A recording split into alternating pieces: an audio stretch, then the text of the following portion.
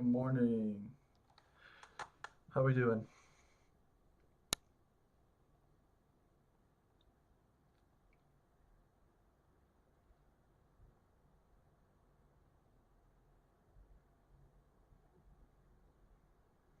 All right. So I want to just show you guys something before we get into it.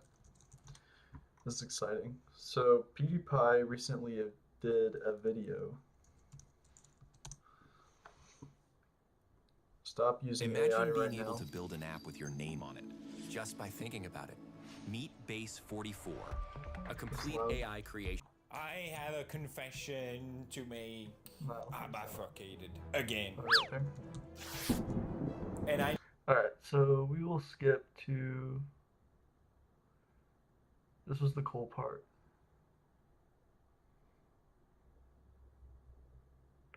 So he's basically building like a $20,000 computer and then running AI on it. But he also is doing something else with this compute, which is here. scientists needs to run these protein simulations for their studies. It helps them better understand different diseases, but it takes a lot of computing power. So you or me can help doing that and spreading that. Look at that. Damn, 4 days ago. Are you talking about the video? Yeah.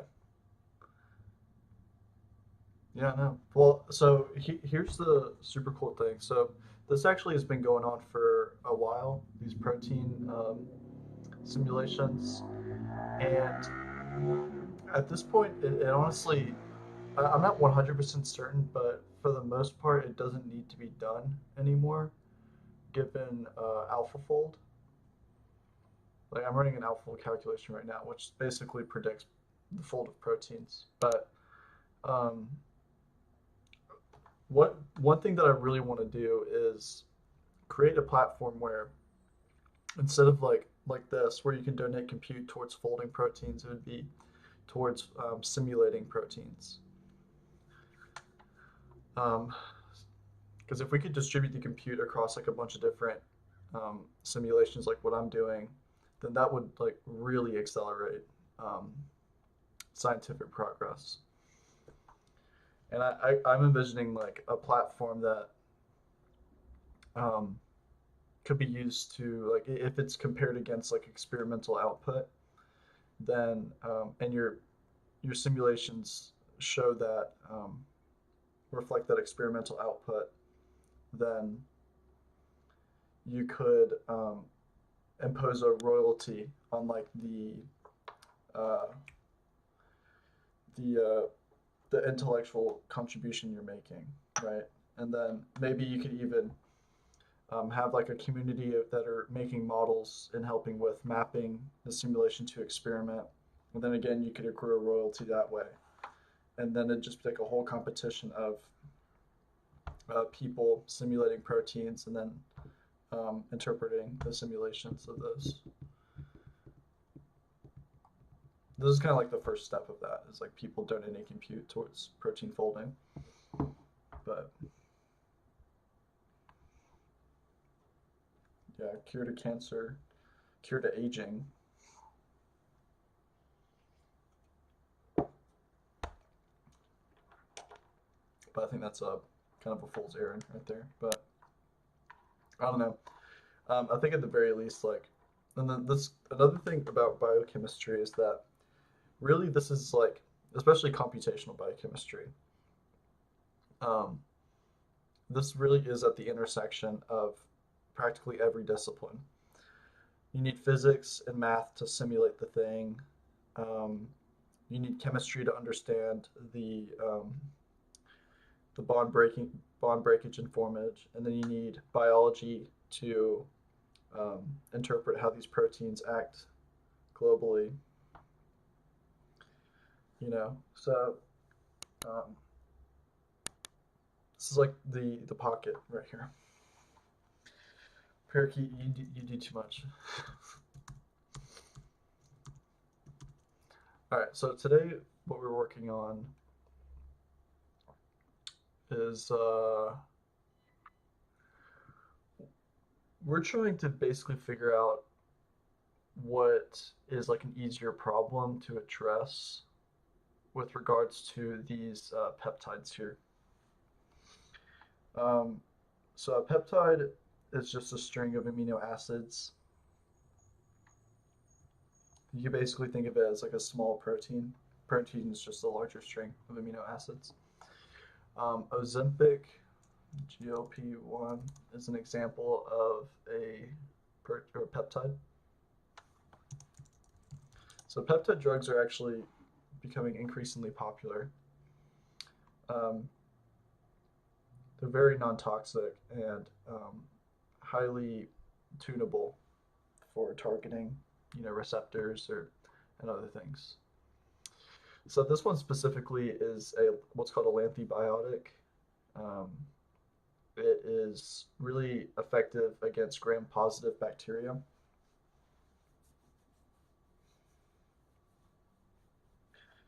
How isotopes help in the field? Yeah, so um,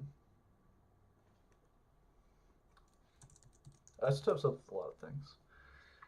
So like deuterium, like what I work on, like HDX-MS is a form of like analysis for proteins that use deuterium, which is an isotope of hydrogen. Isotopes are crazy useful because you could really see basically on an atomic level what's changing there. Um, yeah, so what I've been spending pretty much 2 years on is this one, halm-2. This is the peptide that it works on. But I'm starting to realize that halm-2 is very unique in that it forms 4 rings, whereas all these other homologs don't necessarily do that. Like LT and A2, like they kind of form the same pattern a little bit, but really when you're studying a protein, you kind of want something that's really like general. This is kind of like what I've been thinking recently, I guess. And so, like here, for example, on um, a HAL M1, so you can see across like all these different homologs, like they form like very consistent ring patterns, and they all have like the shared residue there. It's just differences in between, you know. And I'm honestly thinking if I study HAL A1 with HAL M1 alongside all these other things, I could come up with a more general sort of pathway for these rings to form.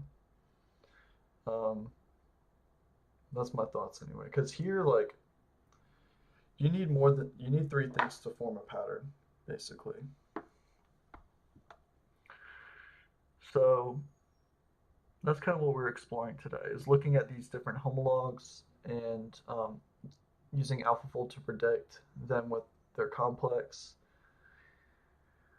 And um, I also have some simulations that are running. I guess we can look at that real fast. So I can go ahead and like submit the next one.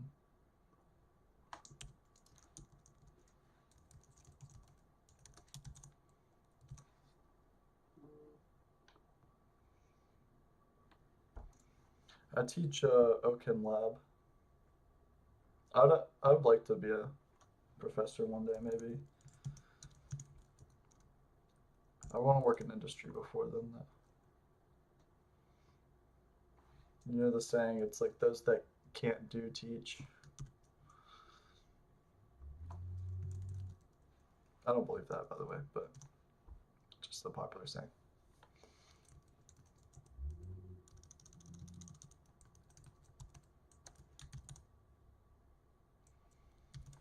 I don't know. College professors are pretty insane, honestly.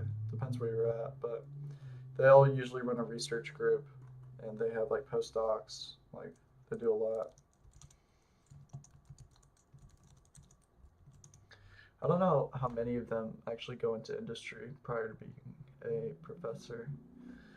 I mean, the thing about being a professor is that like you really just gotta love academia because you're not going to be making as much money as a professor than you otherwise would be in the industry.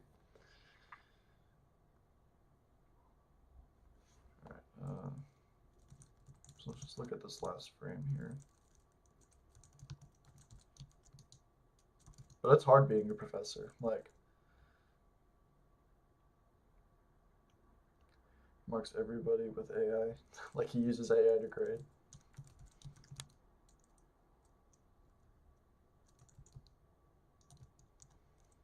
Oops.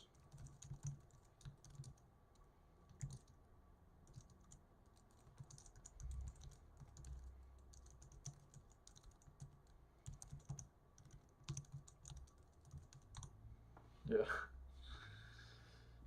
That's just that's sad. That's what he's getting paid to do, right? Right.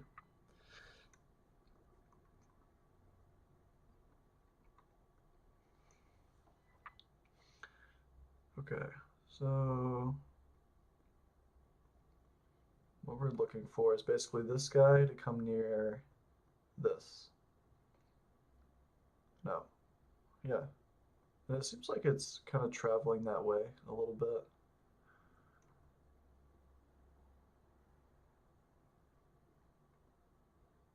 We gotta look at a video though. Why is it so weirdly shaped? What do you mean? This is a beautiful protein. Things come in all different shapes and sizes. So there's the B ring. Not really nothing interesting going on there.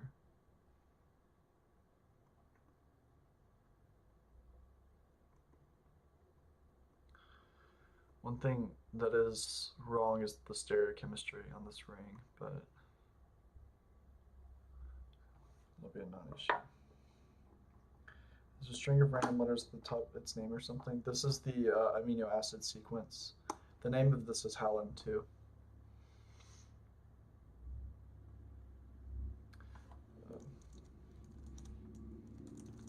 Yeah. So like these are all individual molecules strung together right here. So like here's the cysteine.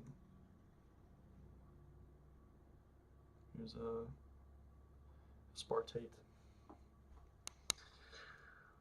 Okay. Yeah, so we can do. I need to rename these.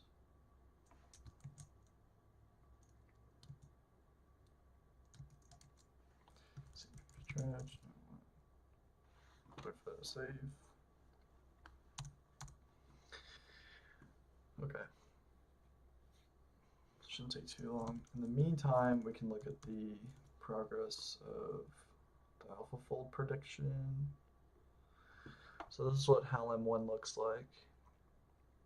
Very similar to HalM2, but it does different things.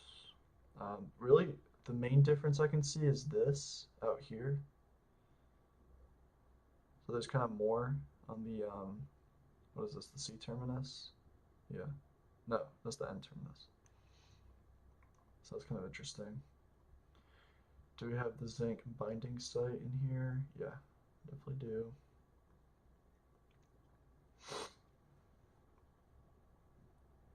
This type of protein catalyzes the formation of thioether rings on a peptide. So this is the peptide here, and it just makes these rings right there. But it does it in a very stereoselective way and a very site-specific way. And we're trying to figure out how it does that.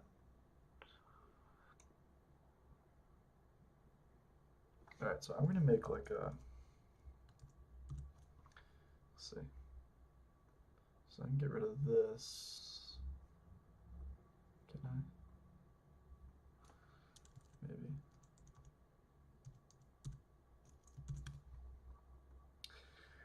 Okay, so we can download that. Yeah, we put it here. Download that. All right, do we need these? Yeah, and there's other things that I realized with parameterization that I gotta fix. So that's another stream right there. Another two streams probably. I'm gonna exit out of that. But today, really, we just want to like get all this information down, and then I'll in the background write an email to my collaborator and see what he thinks of the idea of switching to LM1.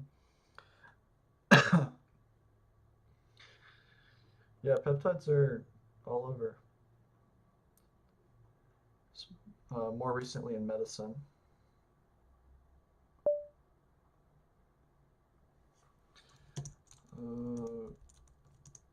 This would be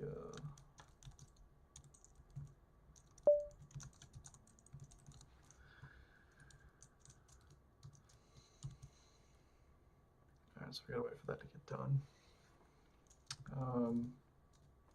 Drag this over.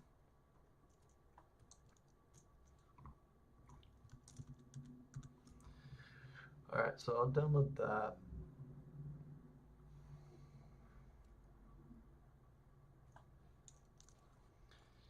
And we are going to create a new folder. Call it Nick, because that's my collaborator's name.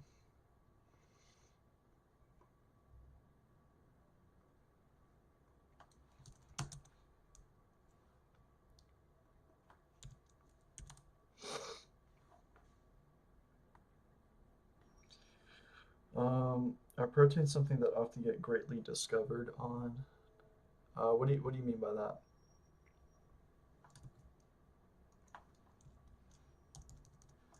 Like, are they studied a lot?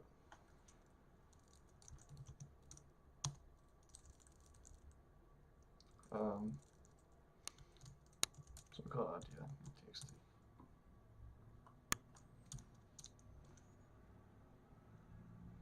Yeah, they're studied a ton. Pretty much all biochemistry. That's what it does. Studies proteins. Um, Proteins are like the factories of your body. They're ubiquitous.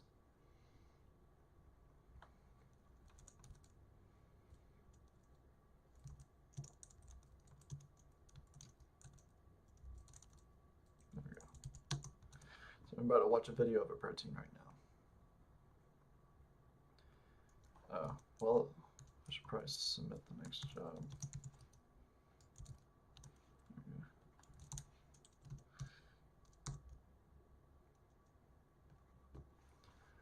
Oh yeah. I mean, it goes deep, really. There's still a ton of unknowns, and you can only gain so much knowledge about experiments about proteins through experiments too. A lot of them are very coarse grained, and because these things are dynamic in nature, like you really have to like be really careful on how you interpret data. So it's very slow moving. But that's why like simulations are good because you can kind of like probe things much faster and see it on an atomic level, if it makes sense. His name. Yeah, his name. GP, lowercase.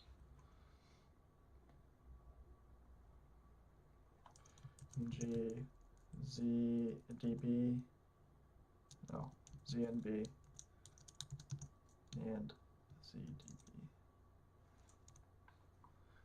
What's the name of this? Oh, ZDB.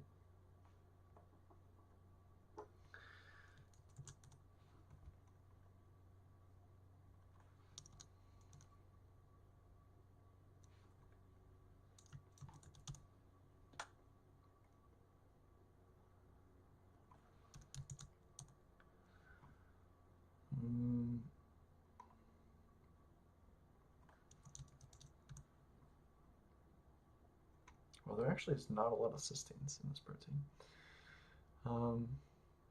What is it called? ZNB?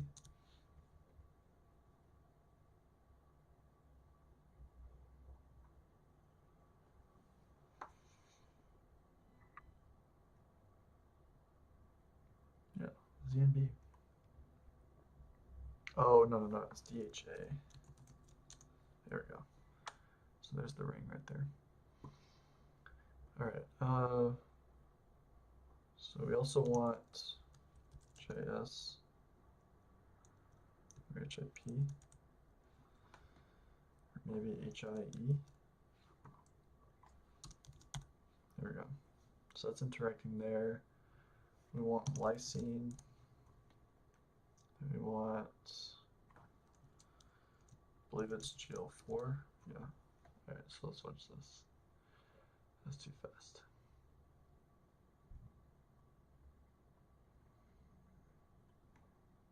So I'm mainly looking here. There's supposed to be a proton transfer right here. I don't know if you can see my cursor. So this is an acid. So this is a proton donor.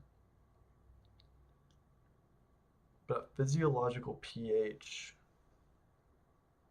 would it be an acceptor?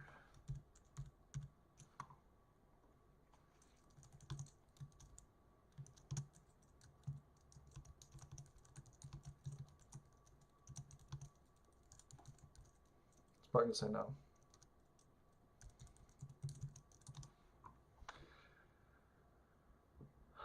Not glucose.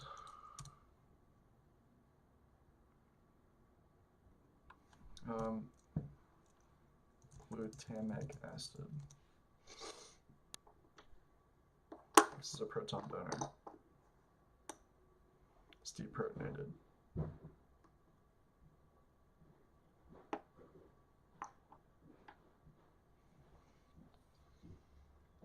So that's a negative charge.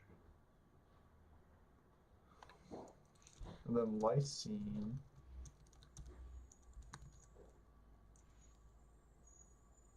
Okay, so right. Okay, so I wonder what would be the, I don't know. See, that's another thing that's kind of backwards about this. Recent large discoveries on protein nature. I mean, there's papers that come out all the time. Like AlphaFold won the Nobel Prize, but I'm trying to think.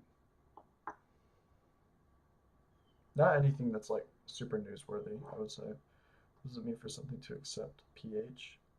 So we're talking about proton donors and acceptors. So basically, like these are all residues, and they have side chains. So the side chain of this would be like a carboxylic acid. This would be like a amino group. This would just be like a, I think it's an indole ring, and they all have pKa. So the pKa is basically the pKa, meaning it's the pH at which half of it is half of it exists in a protonated and a deprotonated state. So at that pH is the pKa, the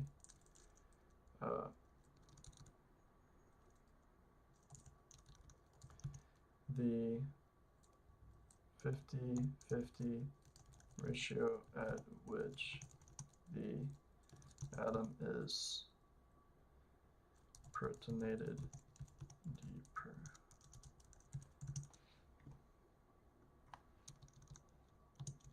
That's how I like to think about it. Yes. pKa is the pH at which the atom or molecule is 50% protonated and 50% deprotonated. So, it's like the pKa of this is the glutamic acid. I think it's, let me see if I can get this. Is I want to say it's 4. No, it's less than that. Oh wait, something's 4. Yeah, 4. Aspartic acid's 3. So at a pH of 4, it'd be 50-50. Um, if the pH is higher, so at 7, then this would be mostly deprotonated.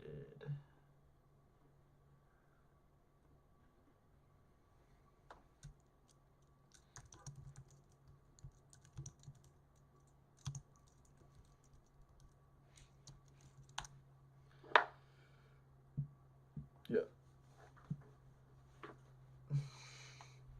I gotta remind myself of this stuff, especially because I have an exam pretty soon.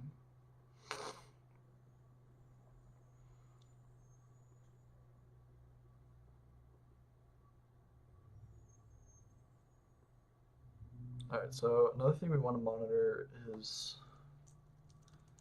this threonine right here.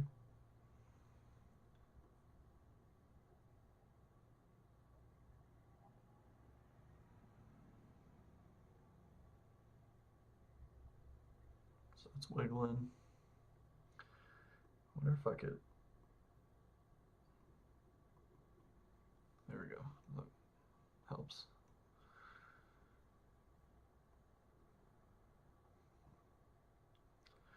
Nothing really shocking happens.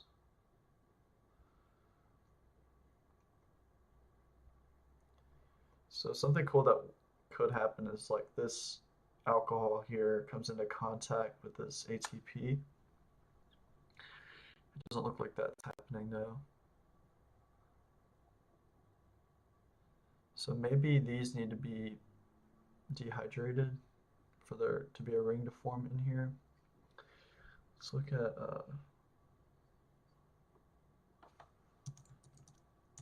tyrosine. And then it'd be tryptophan.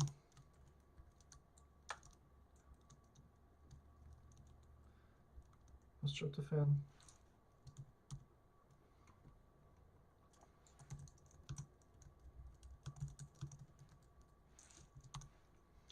TRP.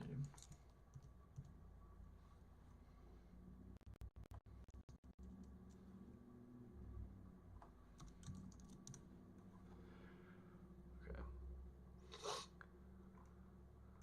So I'm kind of interested to see how this reacts with things. Like, so I would expect maybe like some sort of pi stacking interaction here, which it seems like it's trying to. Yeah.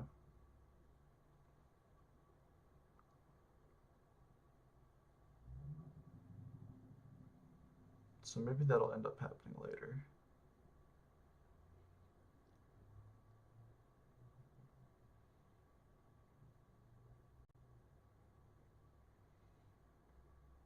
Is this a part of the peptide here?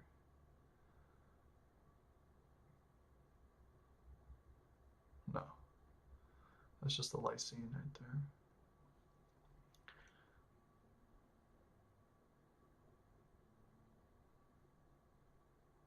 Yeah, I have no idea how this is going to go. They're both on the inside now, though, which is kind of hopeful. It just needs to go for longer.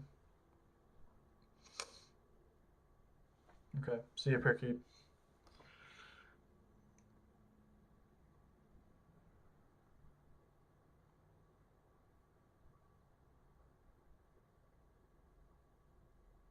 I'll say this ring does look pretty happy here.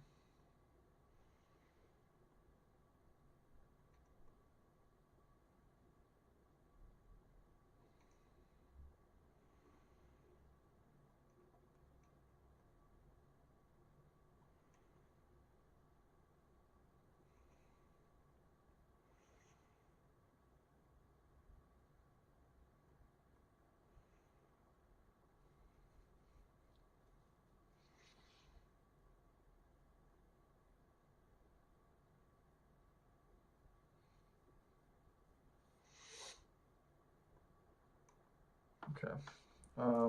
So what were we doing before? I downloaded that, right?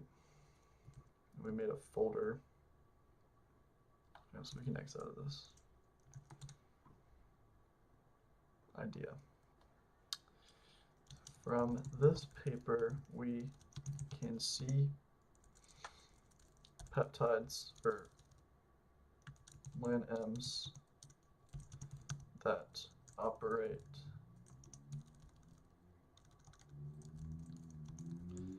similar to HAL M2.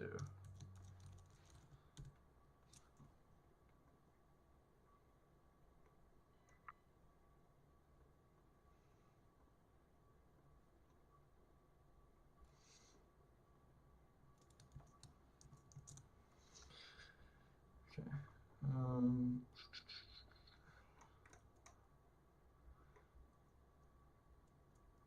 So this is figure 1.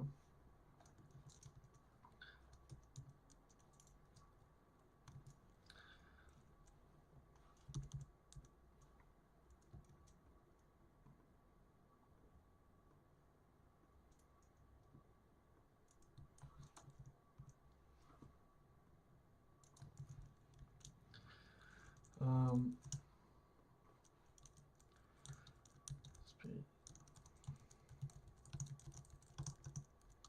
I want to point to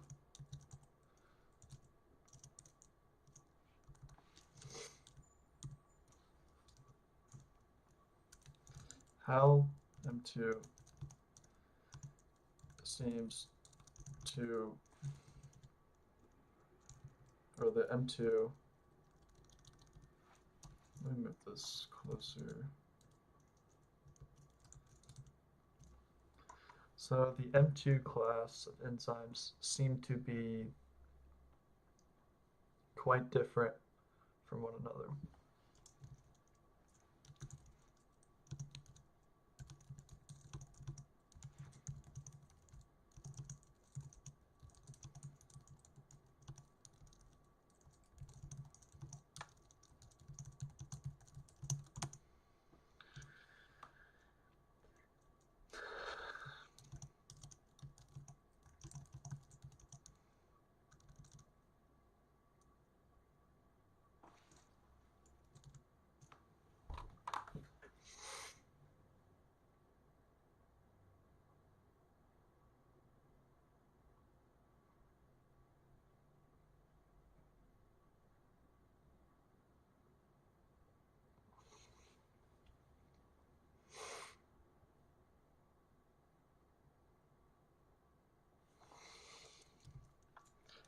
If we, something that could help us along in uncovering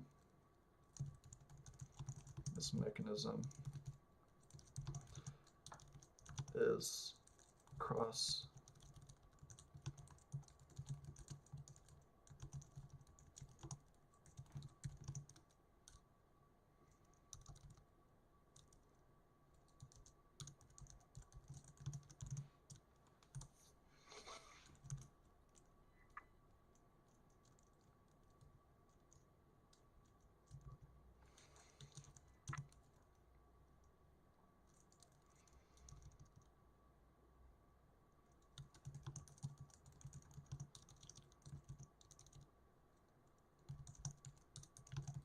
differences in their structure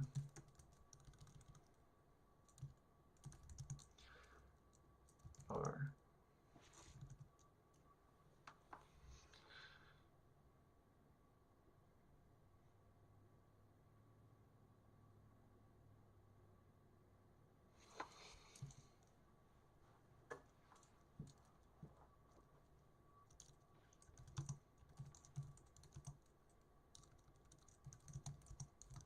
mainly on,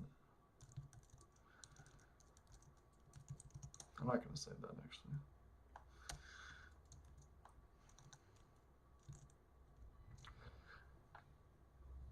So let's go to HAL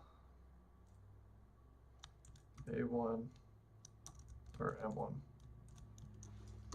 So I want the HAL M1 protein, which I just predicted on.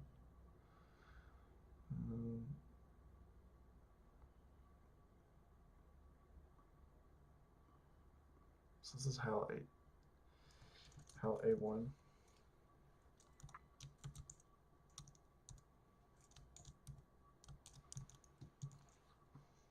I want to include a source for each of these.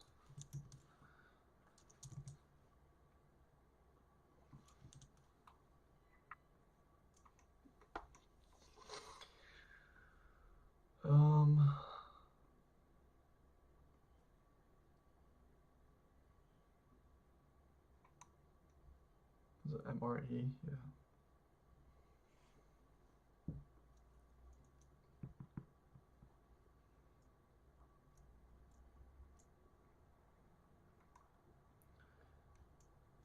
There we go.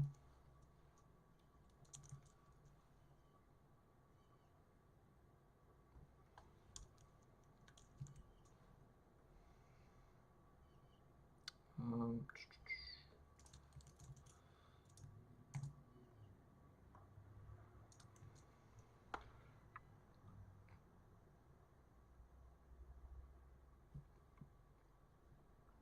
I guess we could do Hallam too.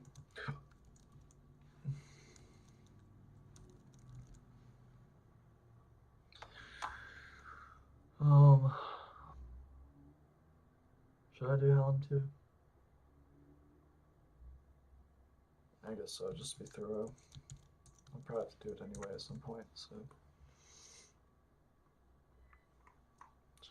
Should I do the N2s? So this one is A2 here.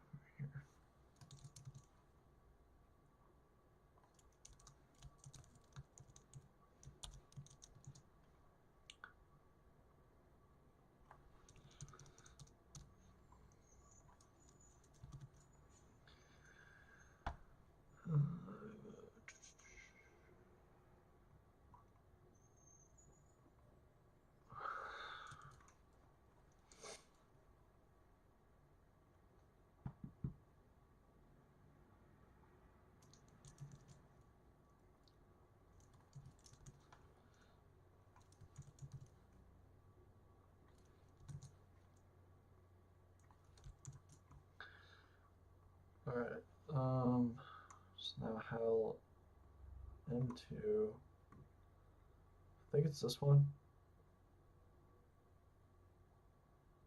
Yeah, it's gotta be.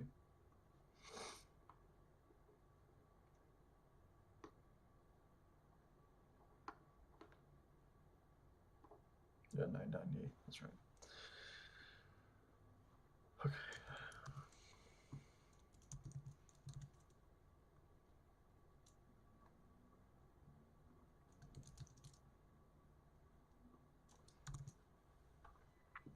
All right, so now we got the Hals.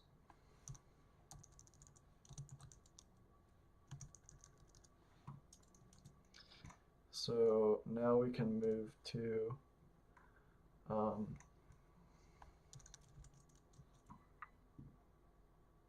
that paper at? Can go to LCH.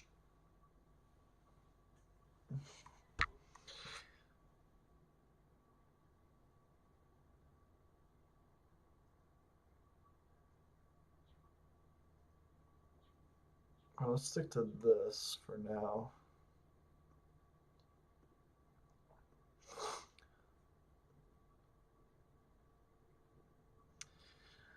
PLWA. Let's see. Do they have a thing?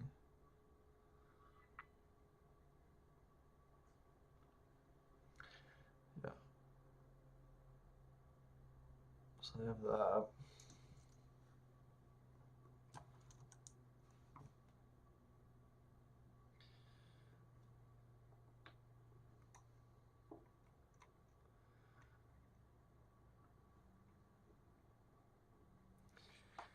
All right, and so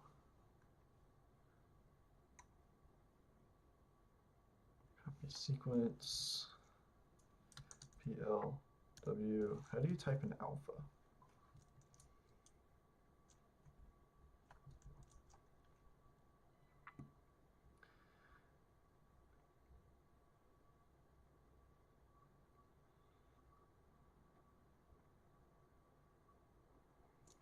Let's do that.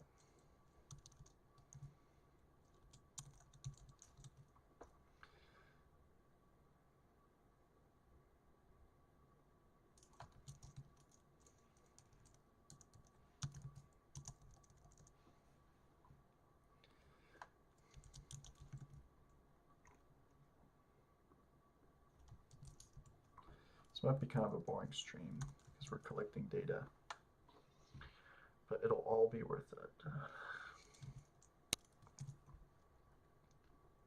Okay, so now we gotta find the A1 of this. So maybe publications.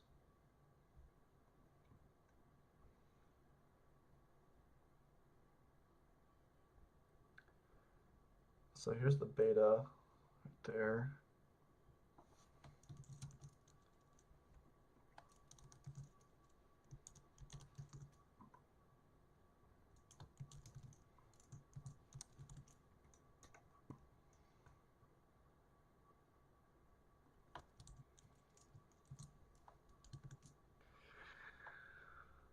Okay.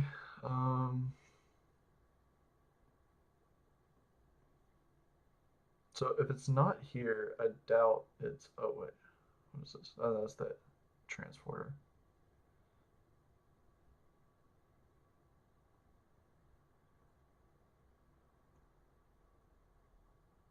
Like you could probably find it through here somewhere.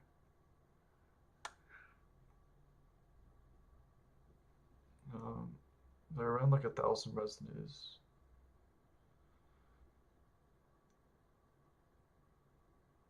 So yeah, I don't think there's a corresponding protein to this. It's just an ABC transporter.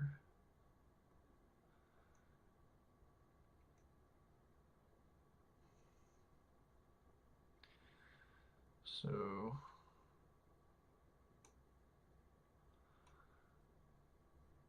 I want to look at the structure of this anyway.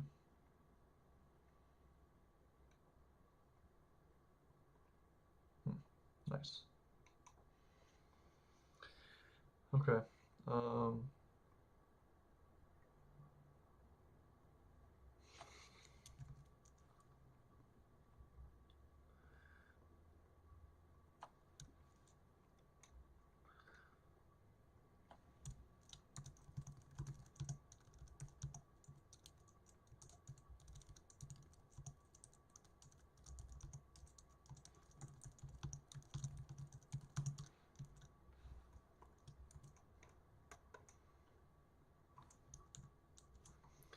right.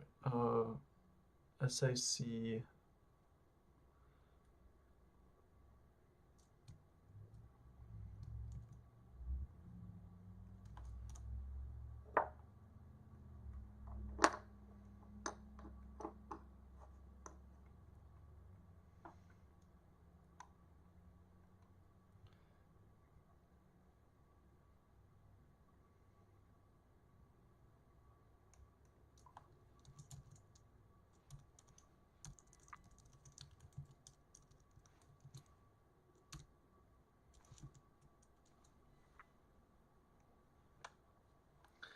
It's called SACA.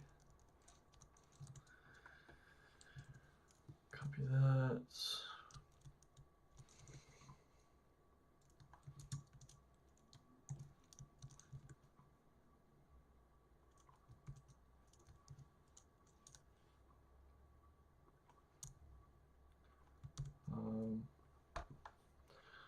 Some of the publications here. So we have a transporter, modifying enzyme. So I don't know if this is A or B.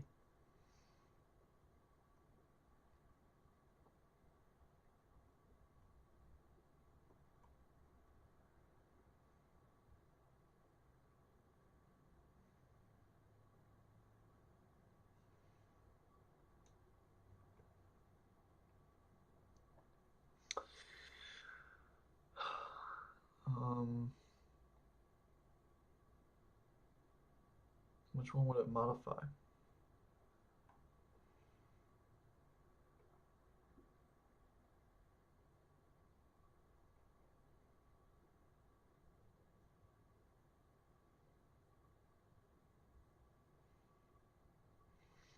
think I could just do SAC M2.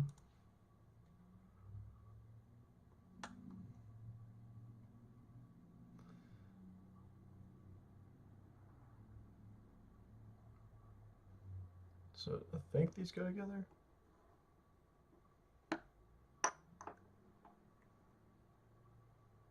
Is this the one I just had? Let's see. Because this is SACA.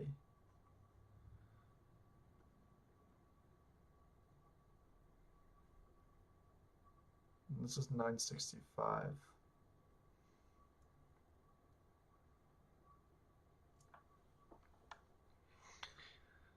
So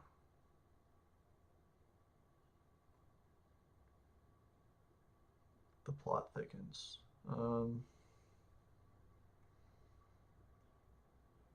So what is this one called? Antibiotic modifying enzyme.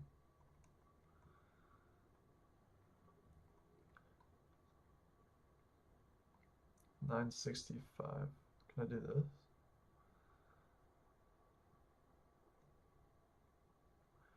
Maybe publications.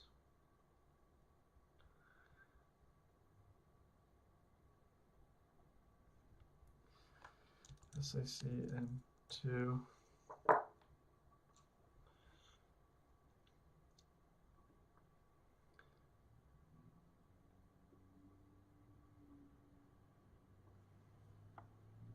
So the SACB BA right here.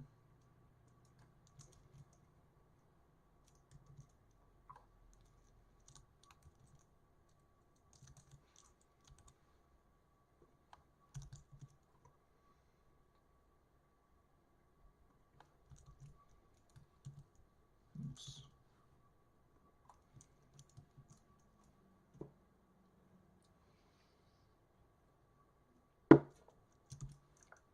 All right.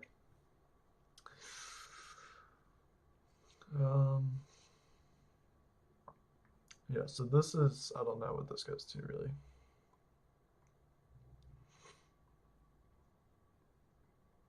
They just call it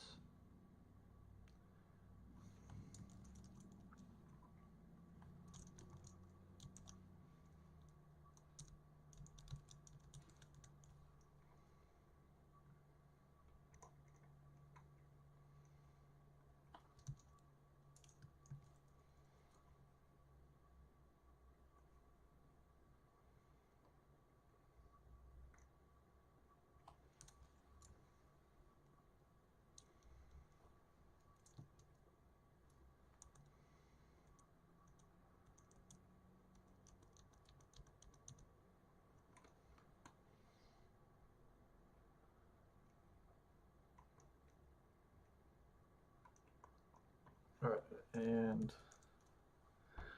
then we have SACM2, which is 917. Yeah, I'm just gonna keep this as a straight line, actually.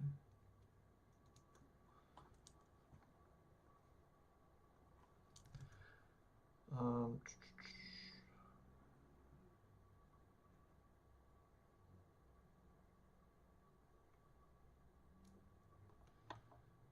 yeah, I think this might be something different, actually, because this is from a different species.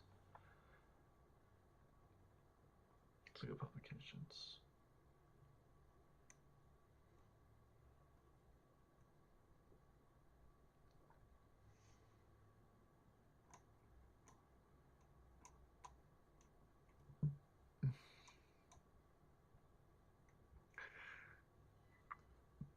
So they have this SACB. So this is part of that.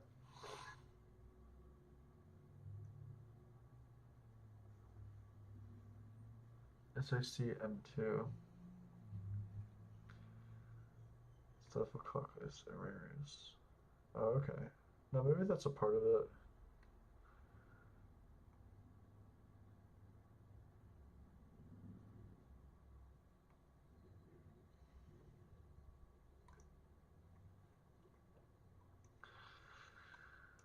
Okay, so I'll copy that. Put this as SACM2.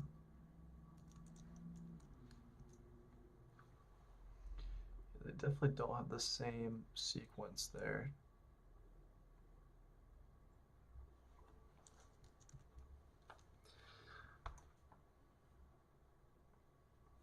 Is the lanthabiotic modifying enzyme in this?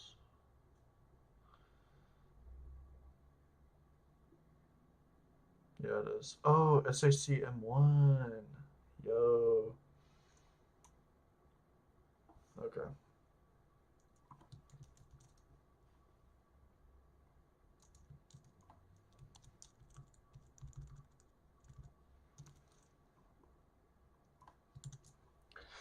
I forgot to copy the link too.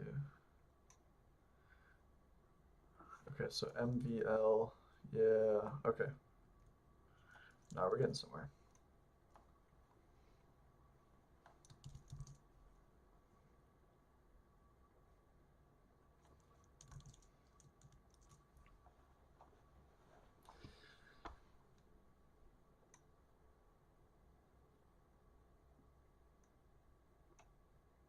So CM1.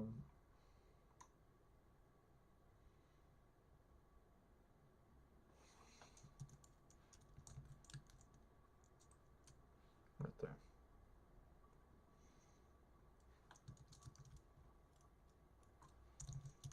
Just to make damn sure.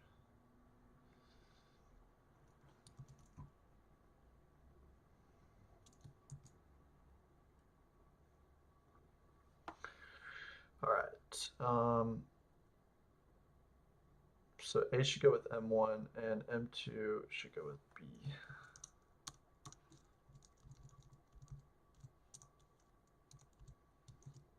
Like that.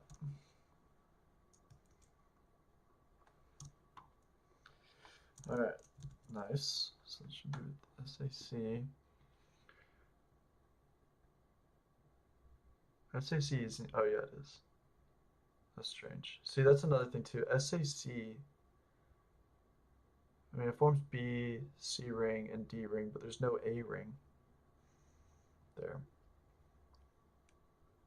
Very promiscuous type of enzyme. This one's less promiscuous though.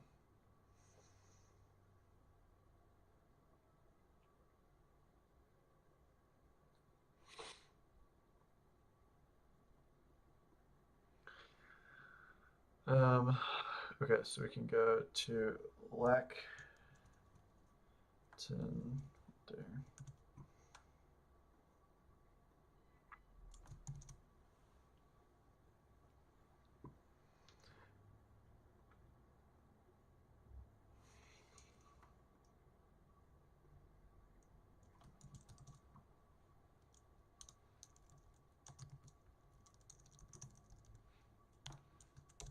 So this will be LTN A1.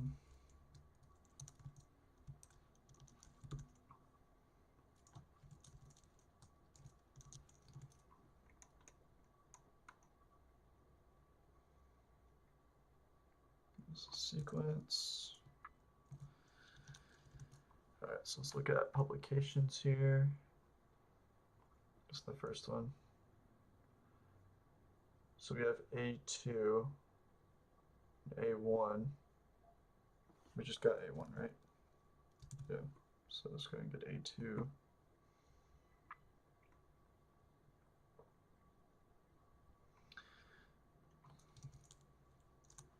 LTN A2. The link here. All right, so let's see if we can get the proteins.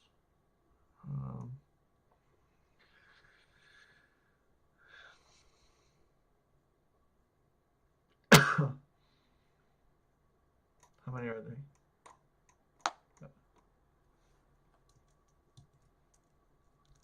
LTN M2.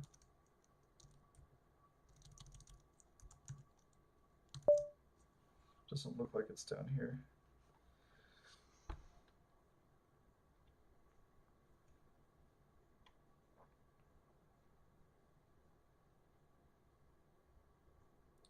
This looks like that actually.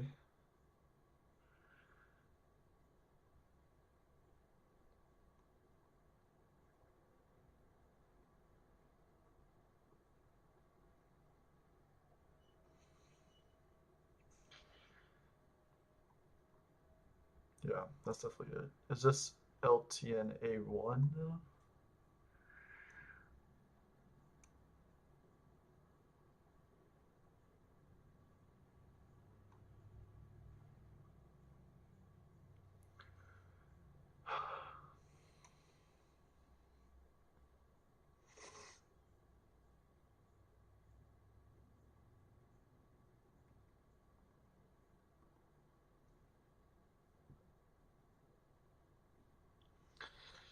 Publications, just that.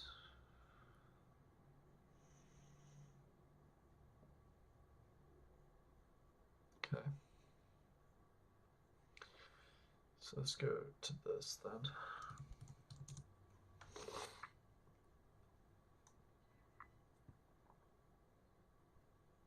So what we got here.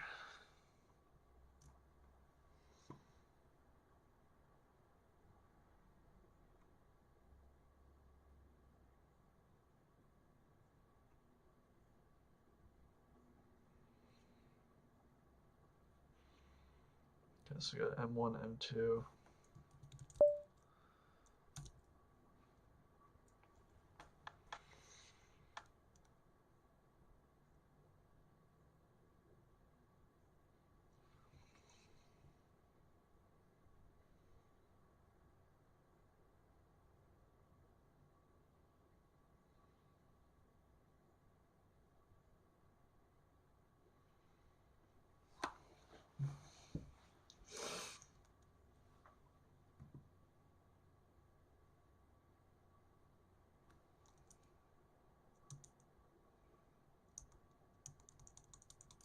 So it doesn't specify what it is then.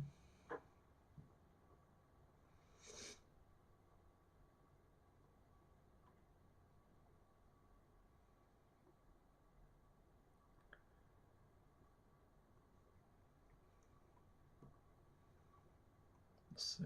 Would I have to do like a blast or something? 1998.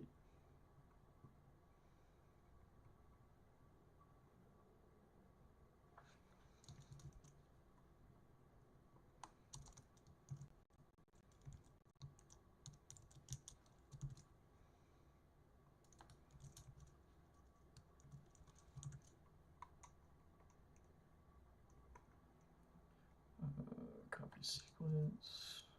There we go.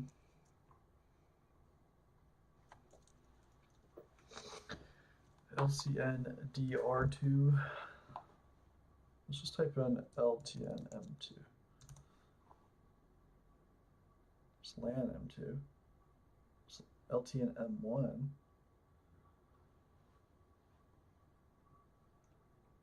But that just looks like a peptide.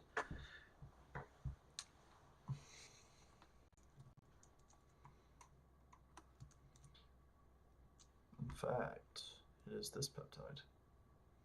So that's wrong.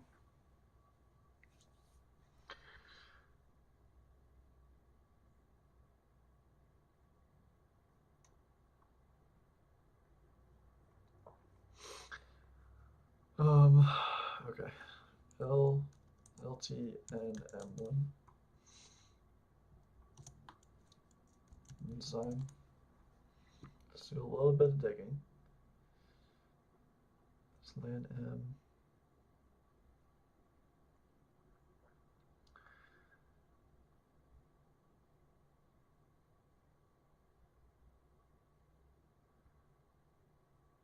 Maybe here.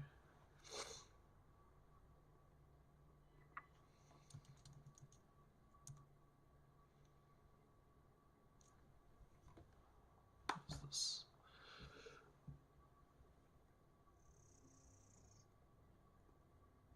What is the sequence dough?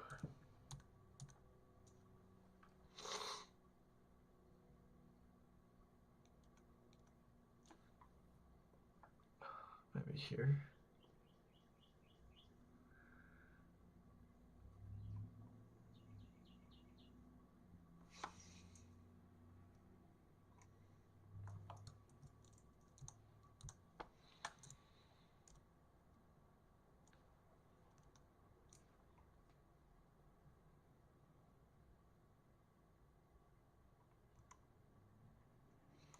already look at this?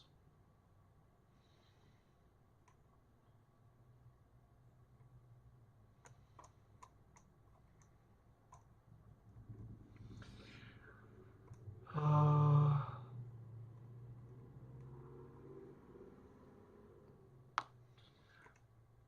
any supporting information?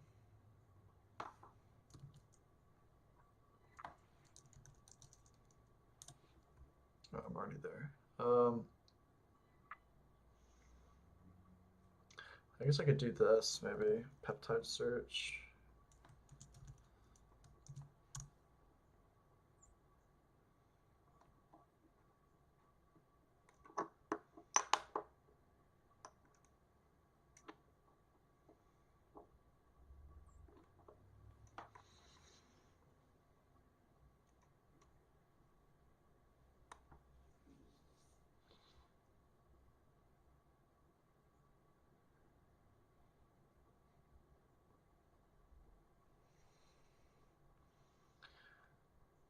Ugh. Do they just study the peptide? Looks like they do.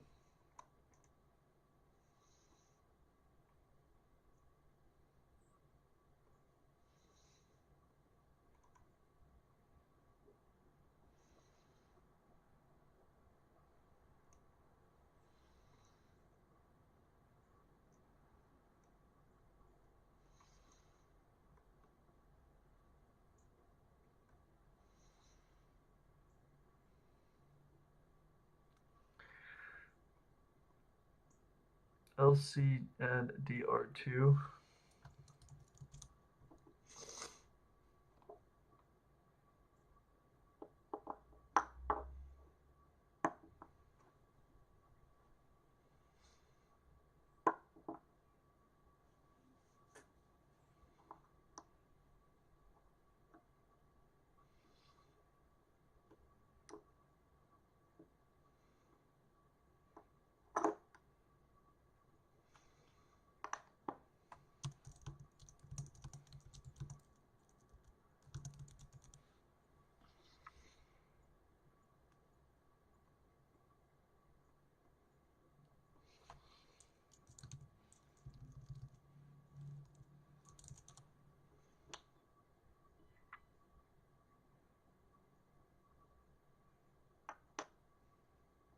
I don't know. I don't think I don't think we know.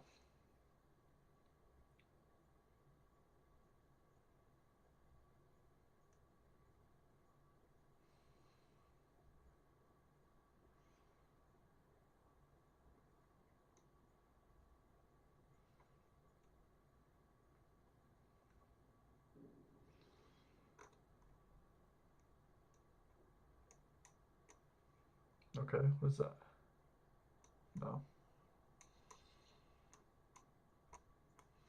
Alright. We'll just quit that one. So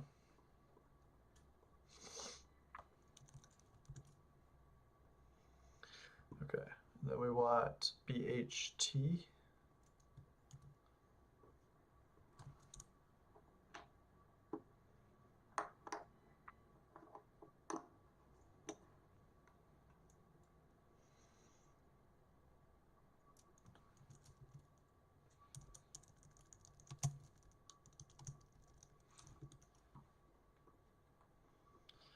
BHTA. I think it'd just be called BHT actually.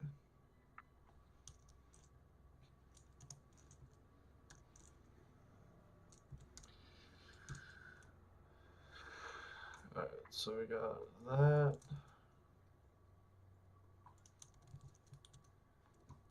Here's the source.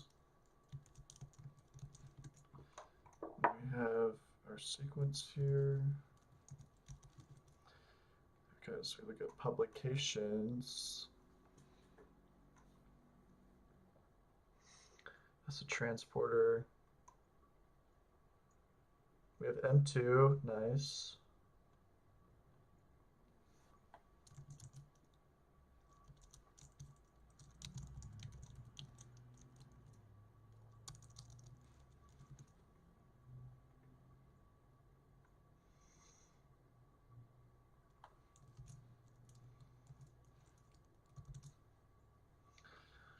Is there anything else I need? Source.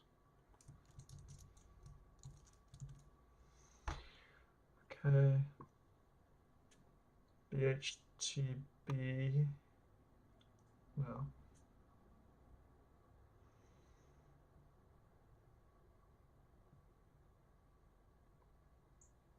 BHTA1. I already have that. A2. There we go.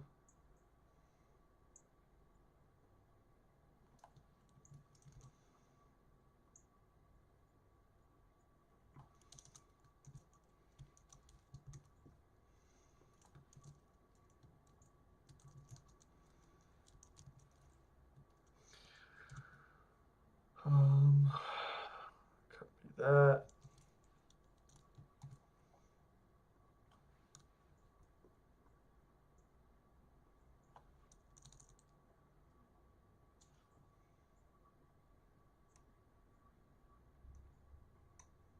Let's just go right here. All right, so do we have A1 or M1? There we go. Nice. BHT for the win.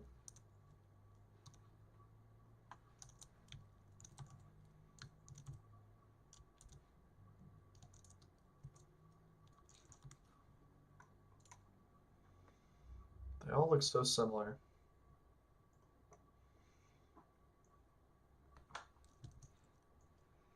Yo, what's up? How's it going?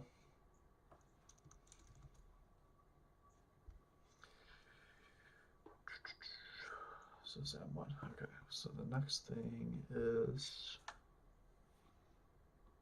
SMB.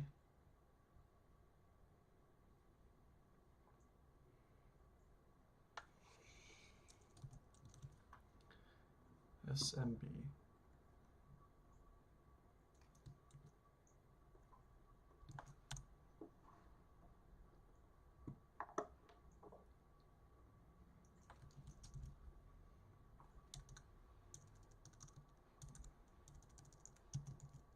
Oops.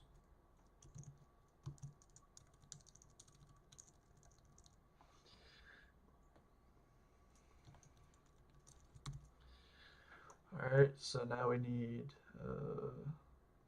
the name, source, the sequence.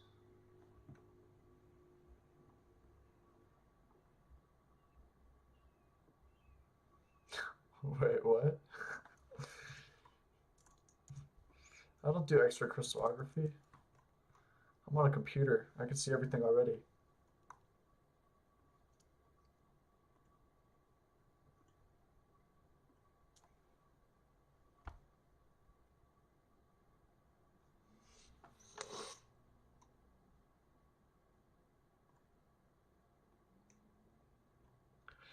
One of my colleagues actually is growing crystals right now, and it seems to work for him, so it's kind of nice. Because I know it's it's known to be a very big pain to get X-ray crystals.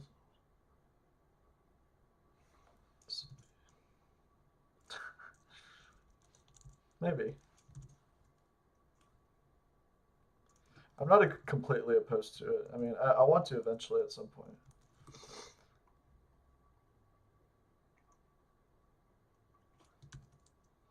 It'd be a lot harder to stream that though.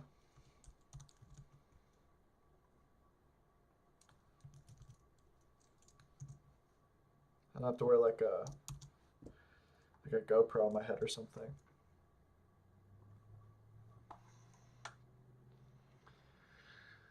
Be at one. There we go.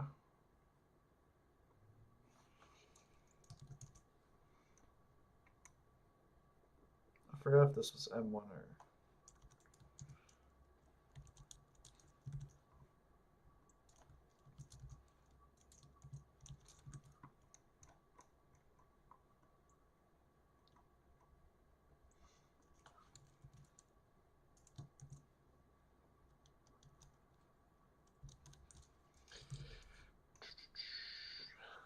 so M2, so we need,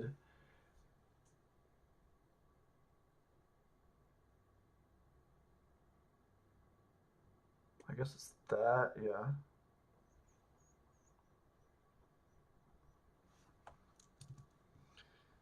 Oh, I see, I see. SMBA.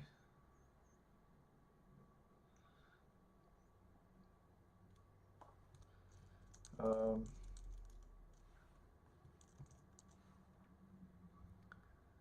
so that goes with these two.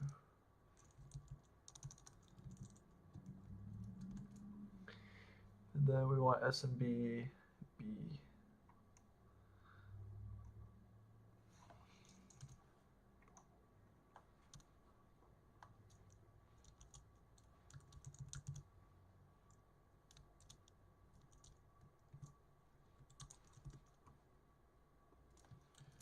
There we go. All right. Is that it? Also, I believe, yeah, BHT and SMBM2 are exactly the same, but not BHT and SMBA. So that's kind of interesting, actually. Actually, they're not exactly the same. It's different by some residues. GTA, so there's a GTV. Oh no, they have different residues. Okay, interesting. So those are actually really good proteins to compare against each other. So I'm gonna write that down.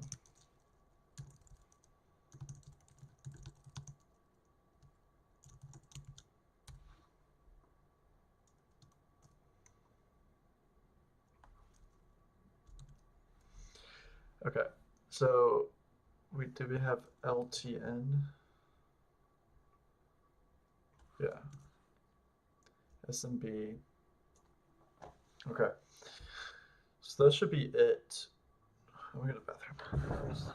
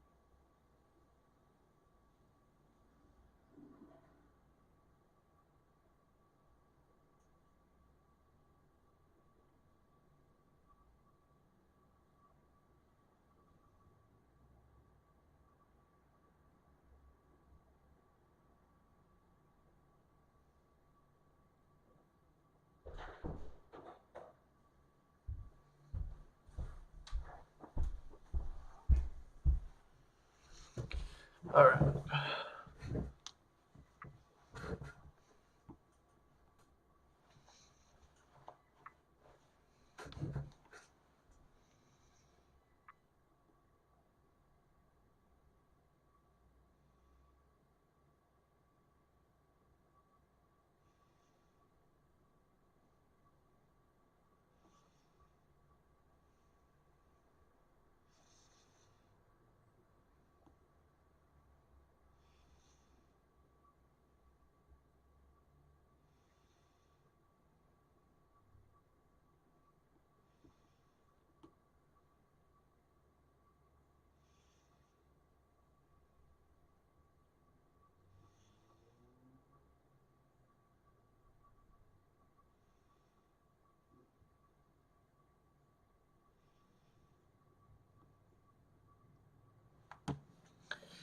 Oh, I need a calendar.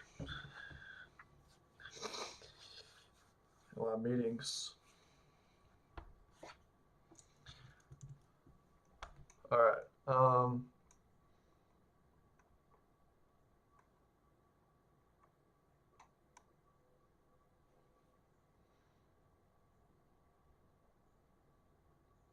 Let's see what else we got.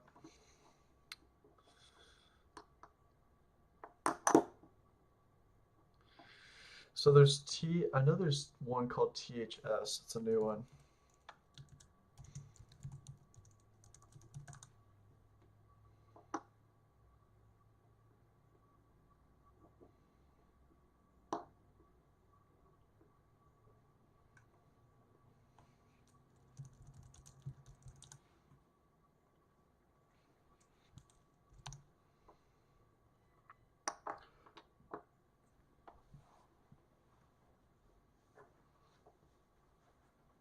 There's this one.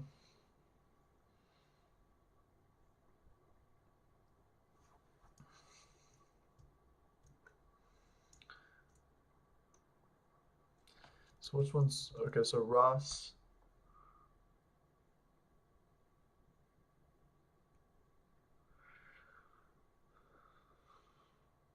There's E and W as well. It seems like.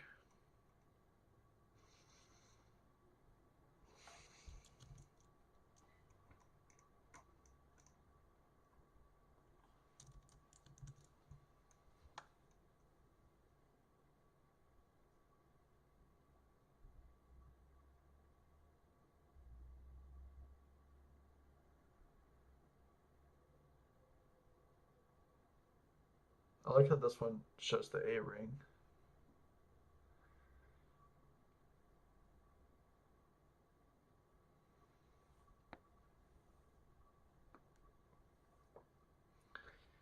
Okay, so wait, does Ross A1? Oh no, never mind.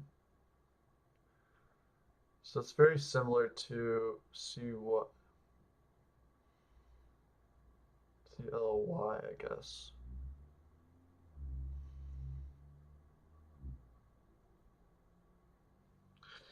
CYLLL. All right, so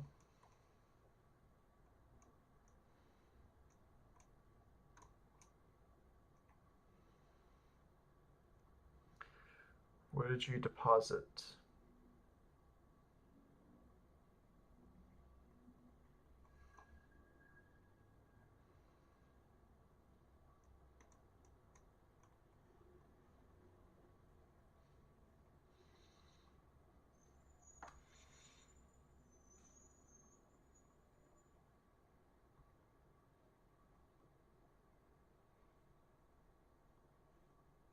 Do we have ENW? S&P, BHT. Oh, we don't have ENW.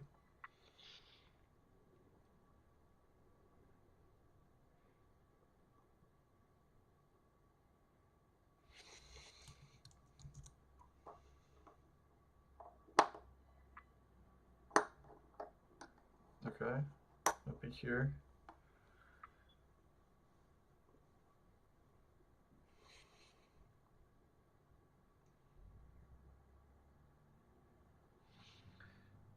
So we have that, the two lengthy peptides.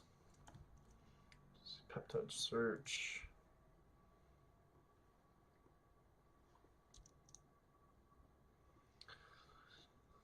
ENW publications. Okay, so we just have the peptides for those.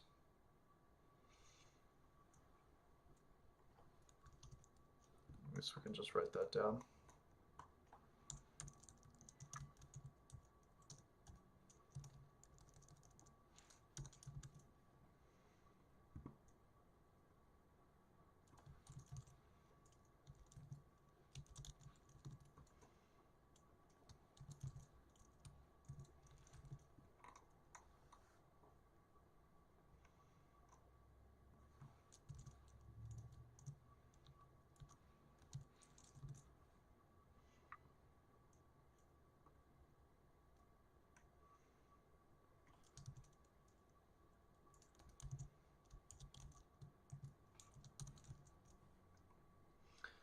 Okay.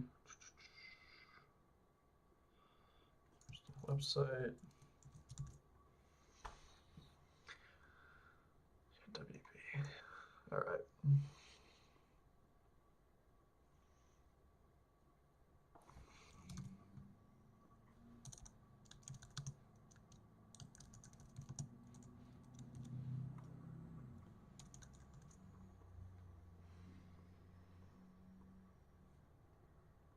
All right. So E&W. Do we have LCH? No. We have We have PLW.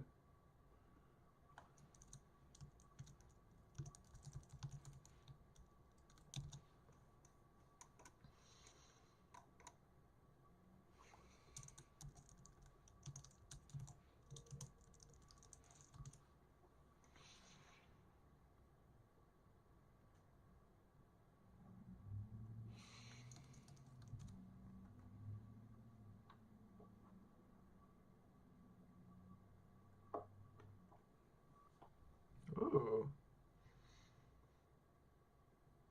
nice. So we actually have NMR structures of this, which is pretty good because we can use this to validate our parameters for the rings.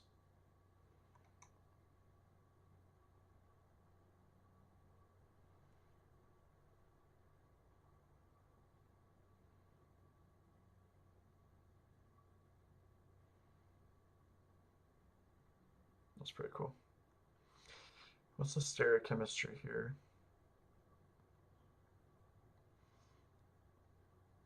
One says S,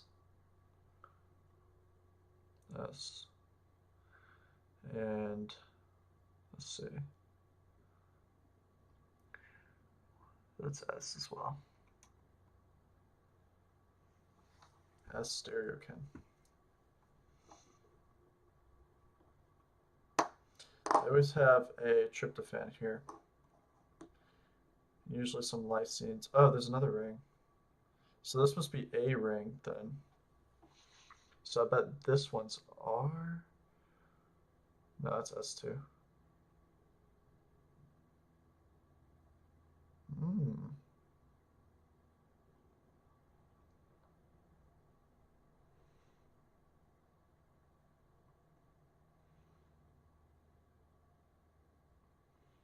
How many rings are there?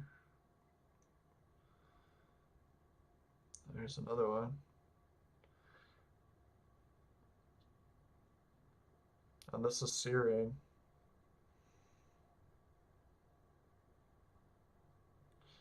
So this one, oh wait, no. One. So this is S. Are they all S? Did I do it wrong?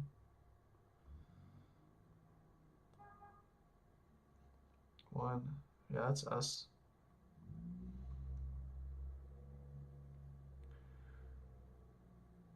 One, two, three.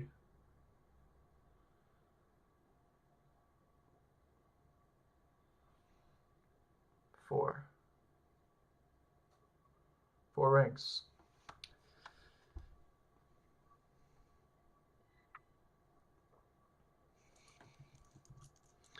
Okay. So I actually want to save that.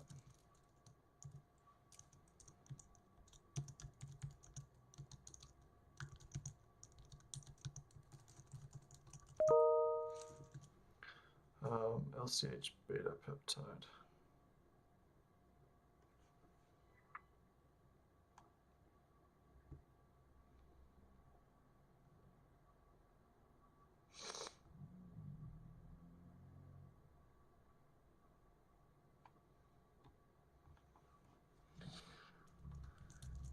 So could be good for validating our diol parameters.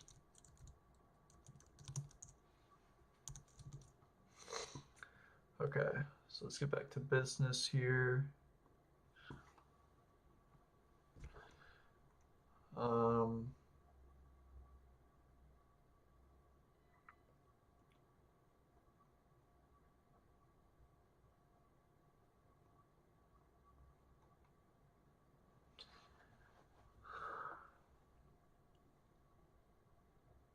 LCH. Okay, I think I could just do this actually. FASFA. Oh, that's not gonna work actually.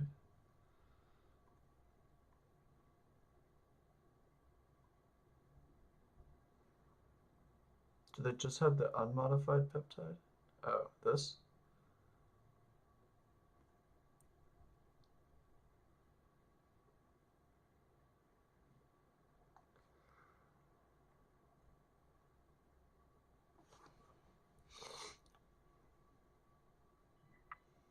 No, never mind.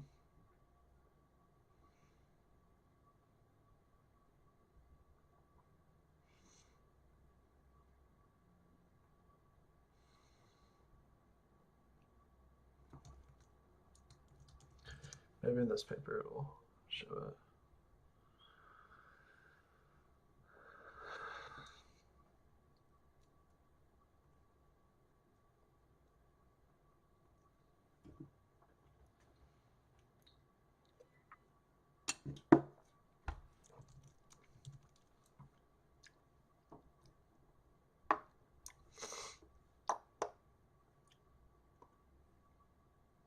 Oops.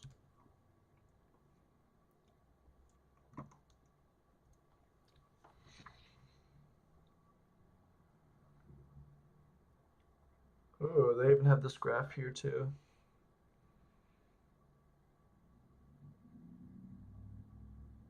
See, even HAL M2 has a different.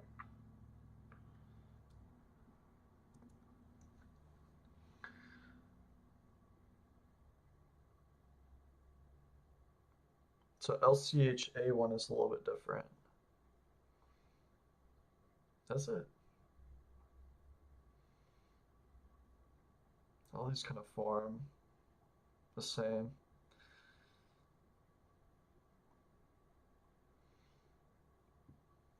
LCHA2 though is very similar to HAL M2, I think.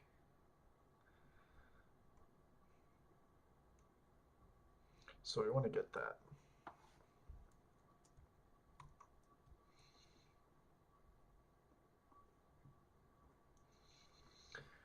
Oh, nice.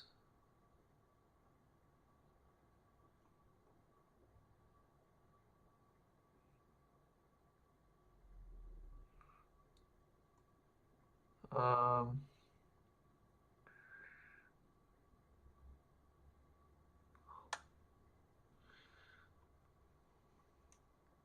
where's the accession code?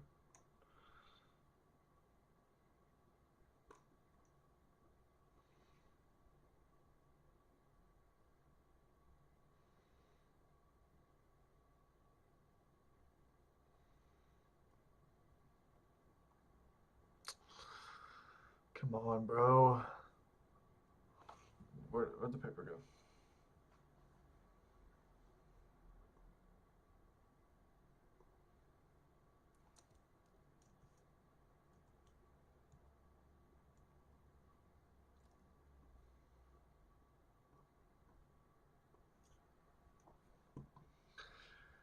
Um,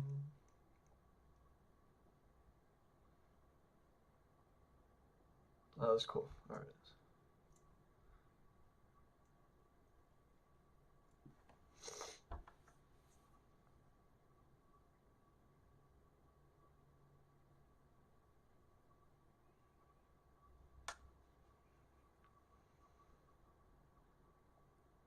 Very similar C rings.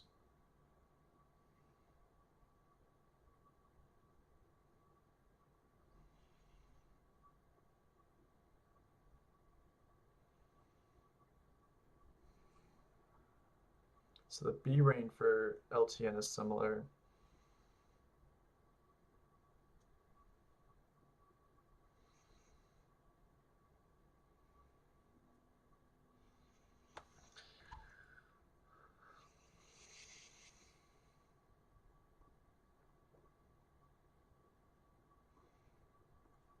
So I'm gonna write this paper down.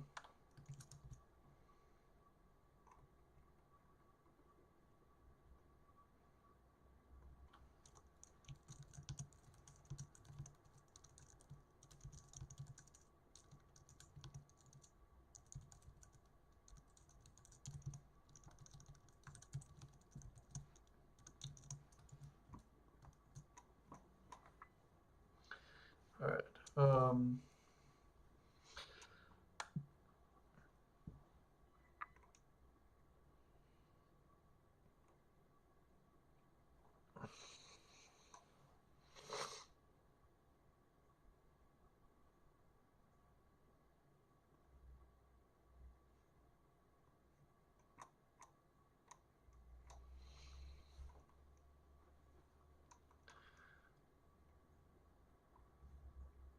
Why doesn't it just go directly to it?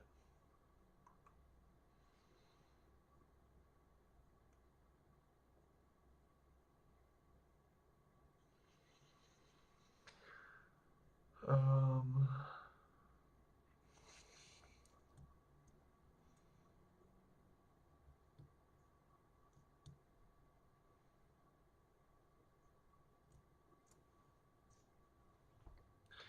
can I just do this?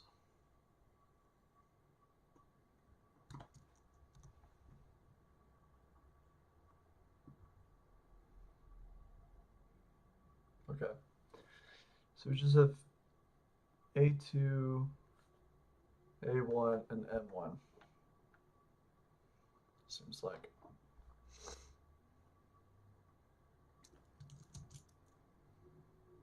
I already did that.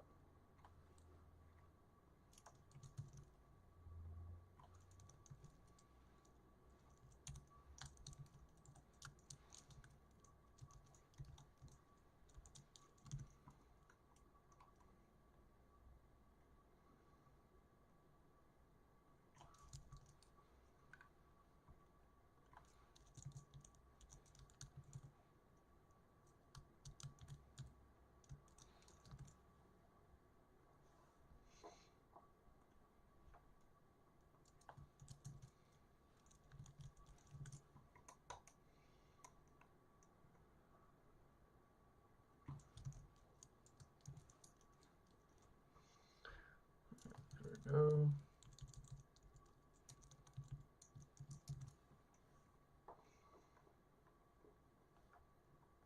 And more data for that as well. Or that's not the same thing, actually. All right, so then we want M1. All right, what does this look like?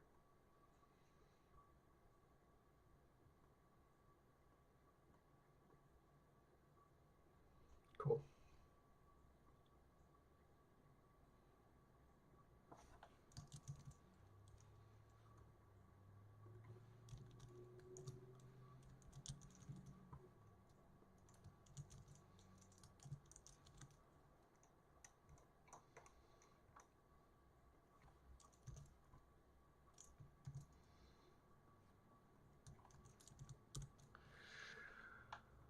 Okay.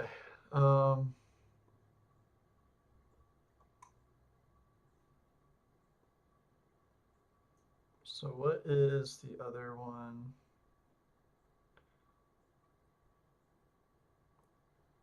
We have LCH now, just the M1, actually. I don't know why we don't have M2.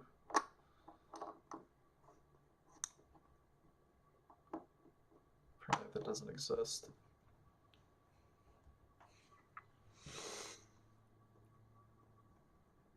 Or at least it isn't deposited there.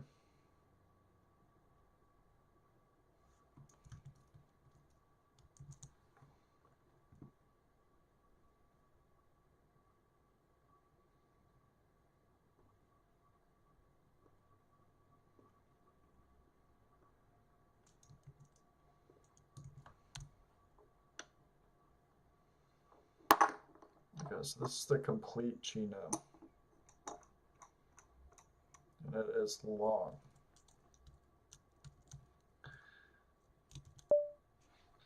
What is this thing called?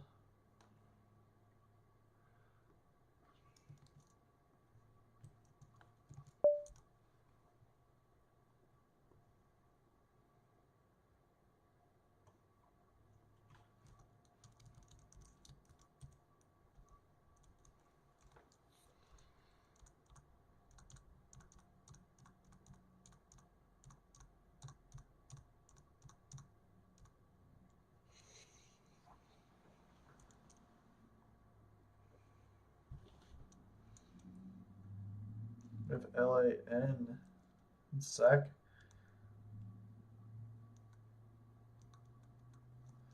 What about M2? TRN M2. LAN M2.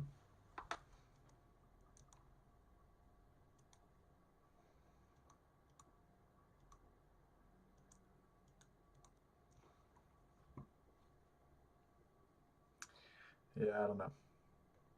I don't think it exists.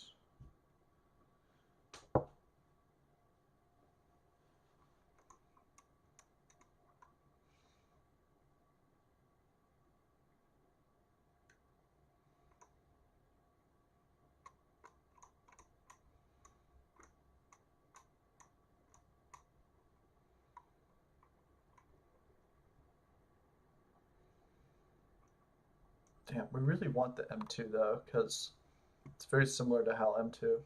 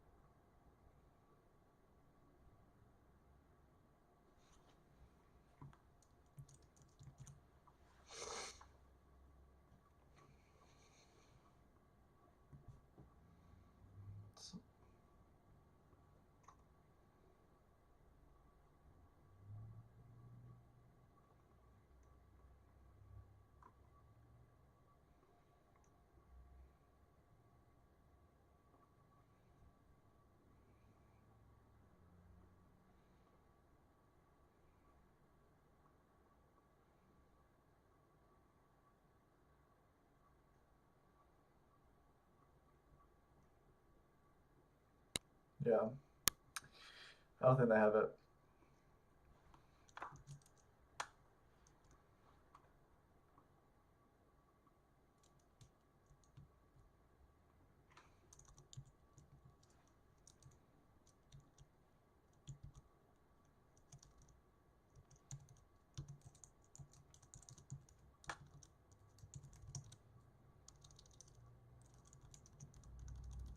Available. Sure.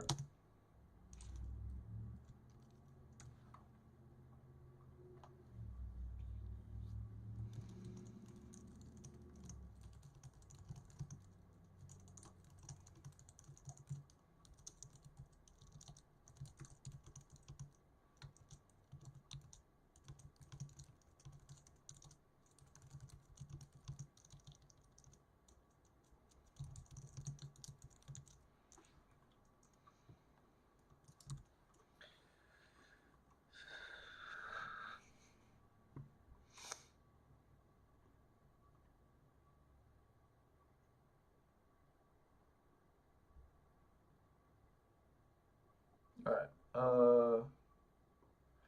So I feel like there was another one.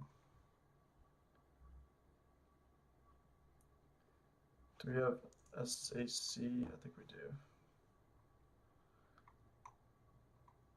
Yeah. So I think we have all of these. We don't have Ross. So that's another one.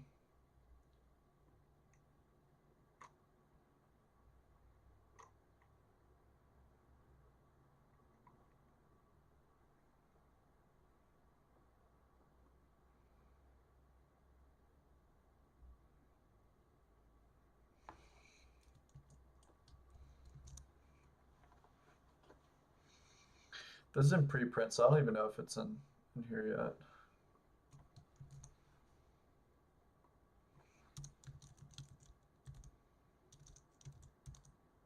Yeah.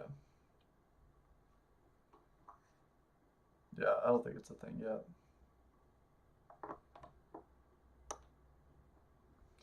There was THS though.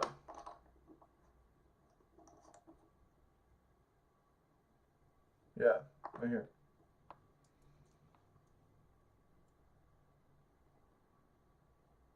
And I guess there's rod now. It's another one.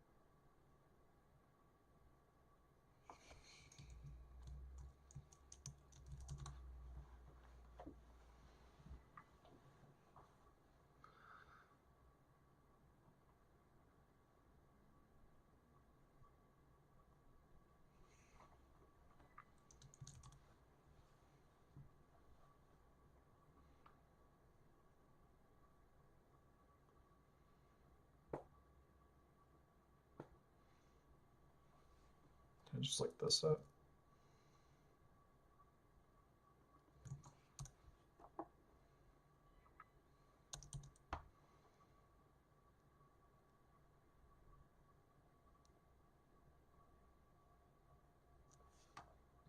Oh God.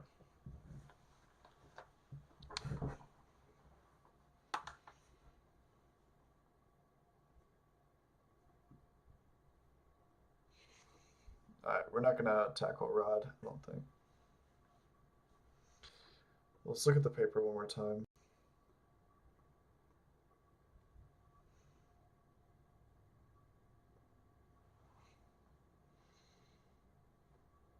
Oh, we got one live view. That's a record right there, actually.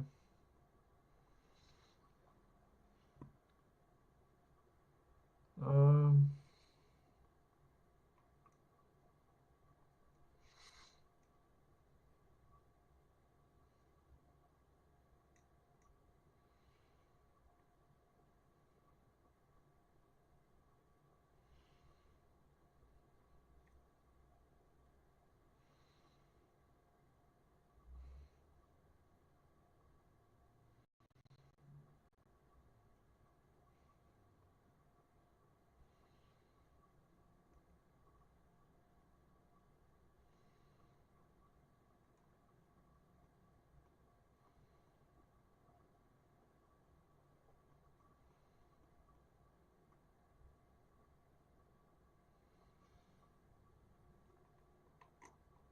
where?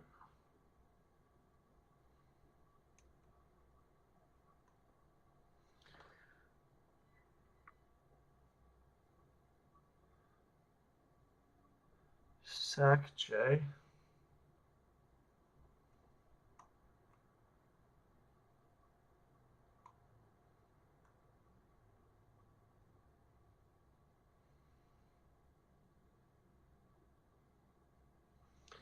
So Rod J.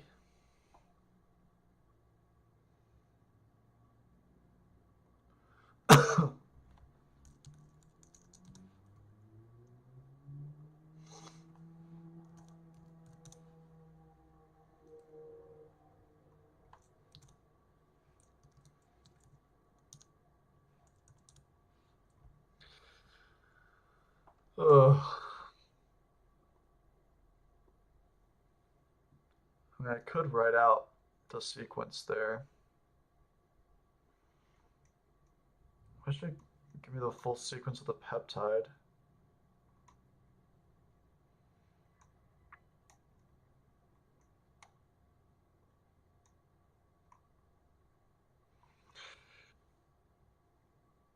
Let's just make it as hard as possible.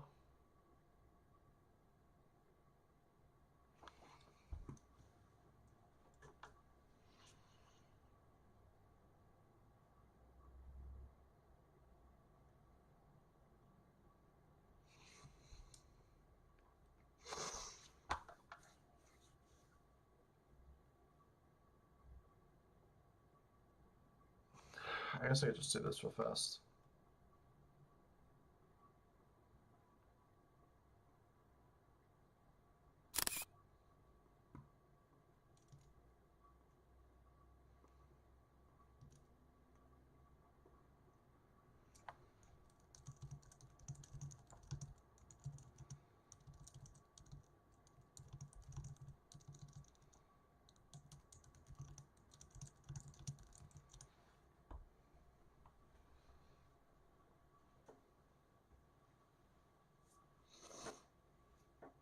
Come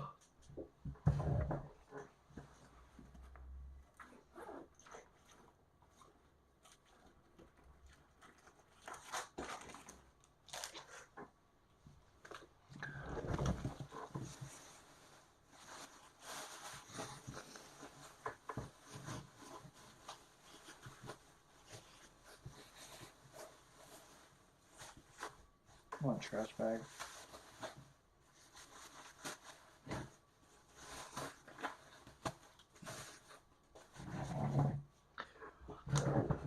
Alright, so I don't even know what the next step should be after we do all this. Like, we're kind of constructing a database for all these lengthy peptide synthetases. Um,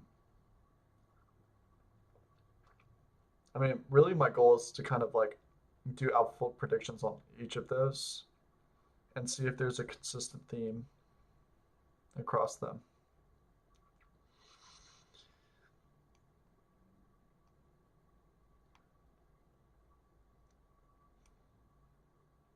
If there's a conserved prediction across homologs, basically, is what we're looking for.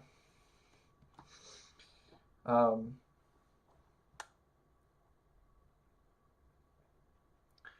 and things that form similar rings, I think, need to be prioritized because those are the ones that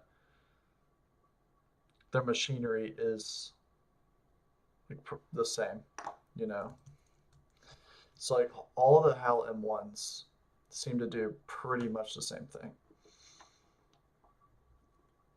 And I think Hal M1 is actually used, so they're both used in conjunction with each other. And Hal M1 kind of is what breaks open the cell membrane or something.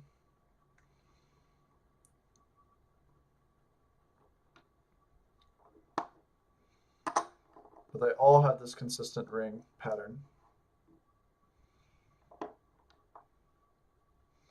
Here's a little bit more variable.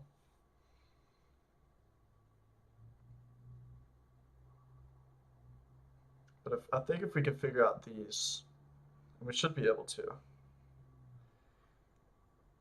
then we can figure out these a little bit.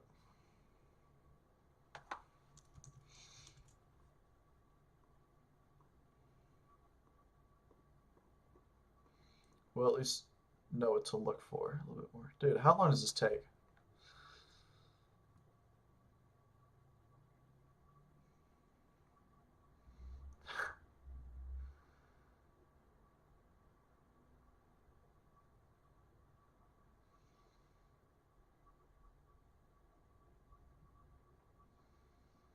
How much water am I burning for this?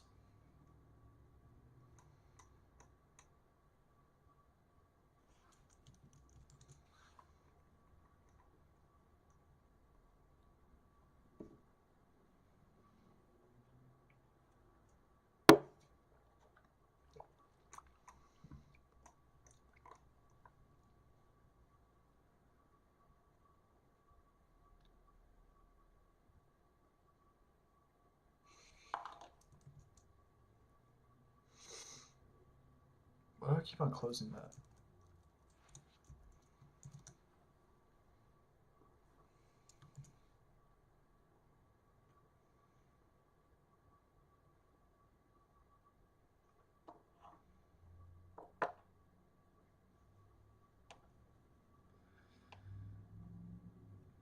Uh,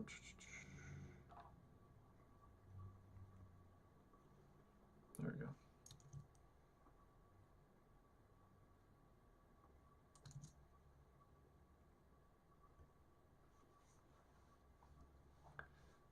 So this takes a minute then.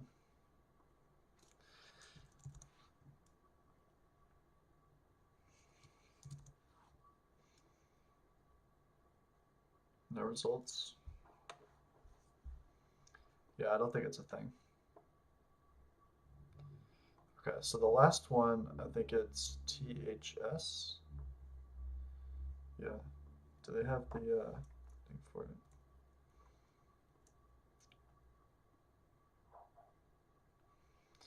I think this one we could actually find here. I've done before. Yeah.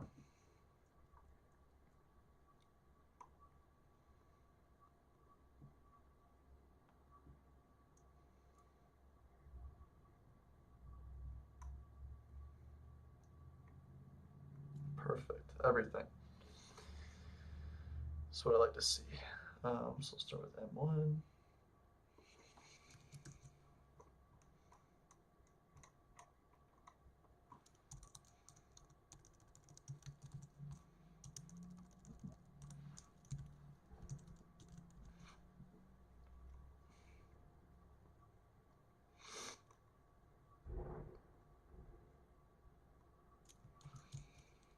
I think I'm getting sick.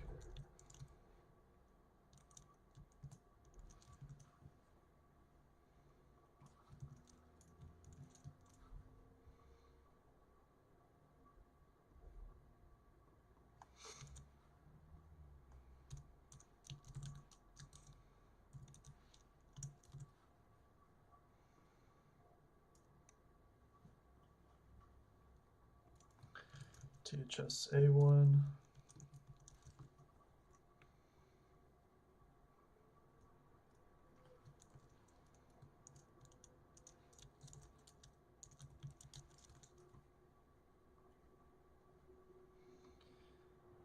Two.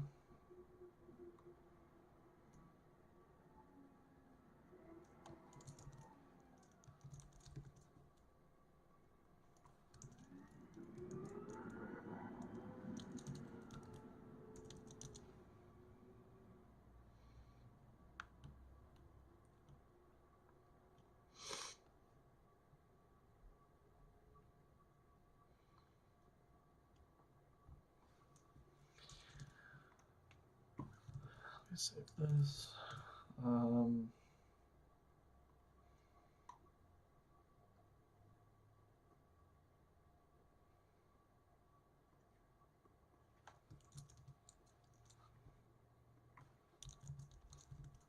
THSA2. There we go. All right.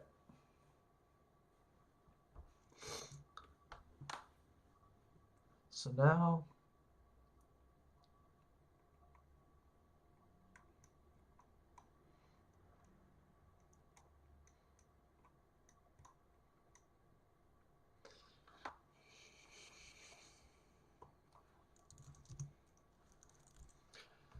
I think we do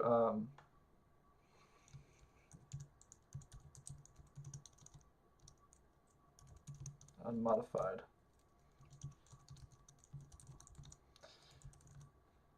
All right, and then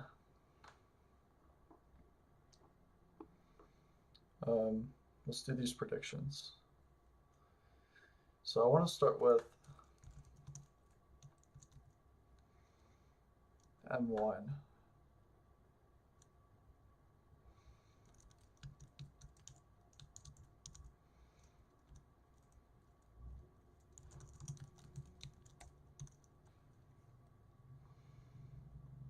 So CD land 1. All right, so we already have Hal, I believe, yeah, Hal M1.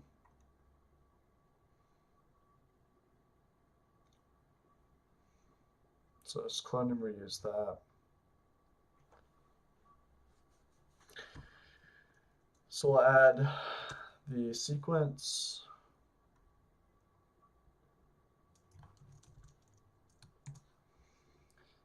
Add ligand, ATP,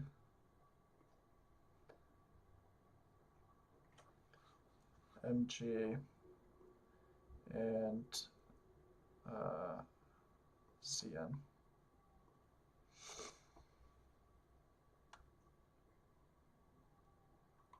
So we'll call that HAL M1, HAL A1, ETP, Mg, Cn, seed 1.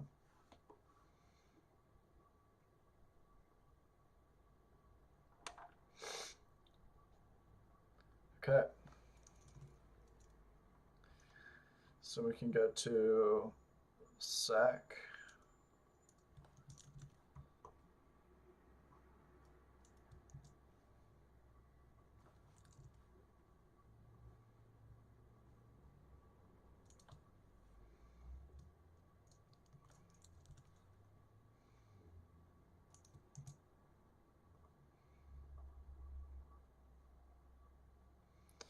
So we'll call this SAC M1, SAC A1, ATP, Mg, Zn.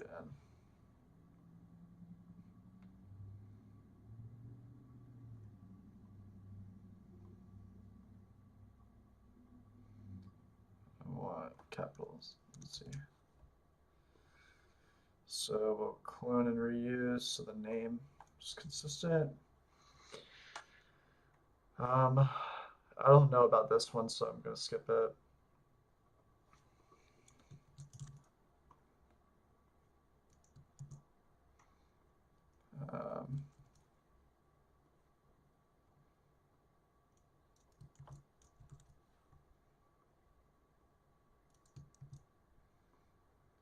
So this is BHT, right? Yeah.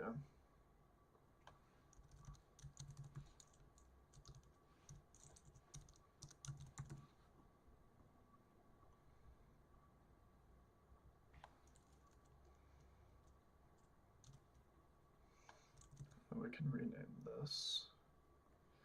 I'm going to be consistent.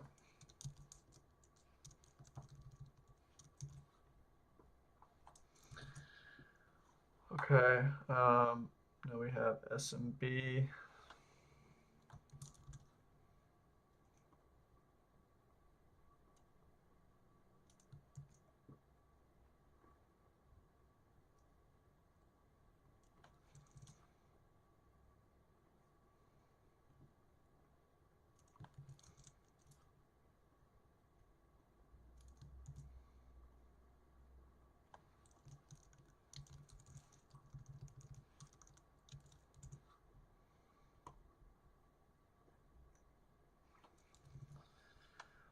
All right,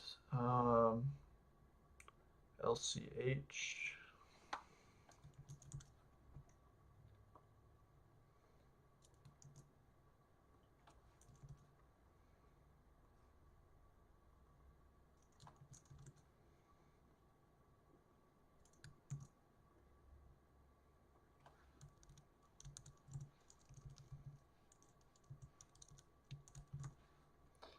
Seed on, here we go. THS, and that's it.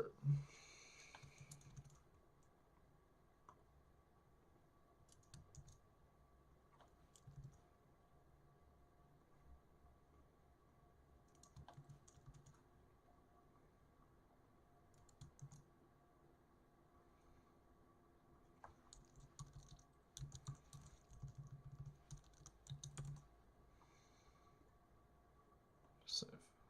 All right, so now we just wait for this to get finished.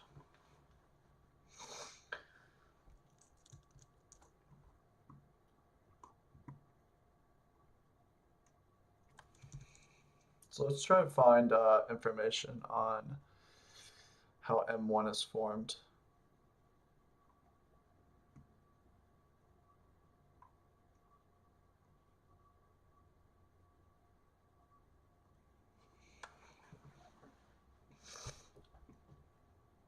I think this one goes into it a little bit.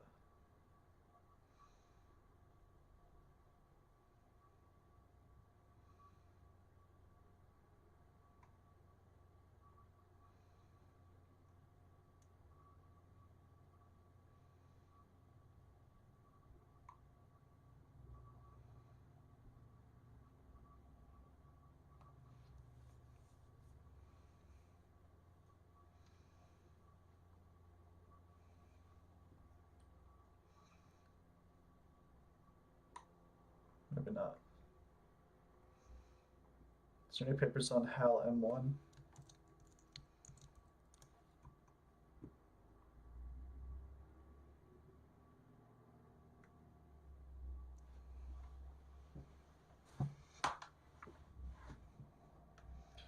Now that's going to be interesting to do right there.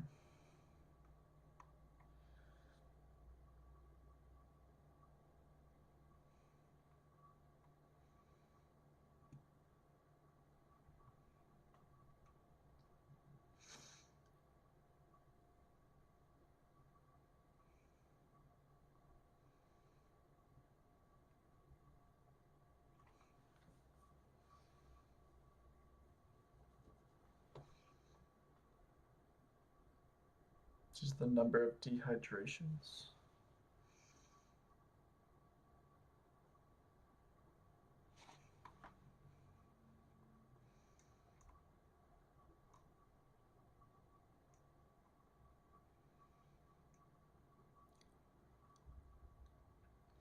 I kind of want to ask ChatGPT this though.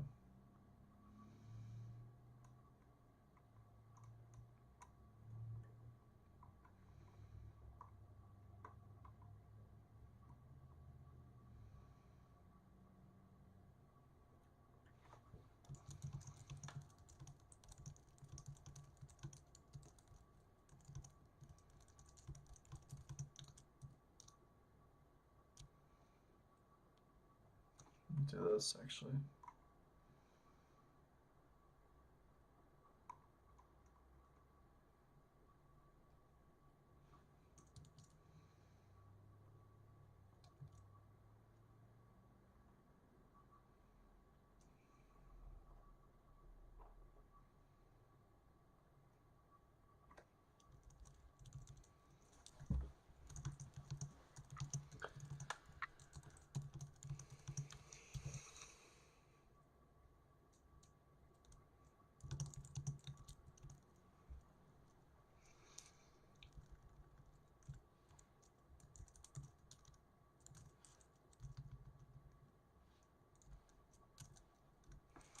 It's called alpha, right? Yeah.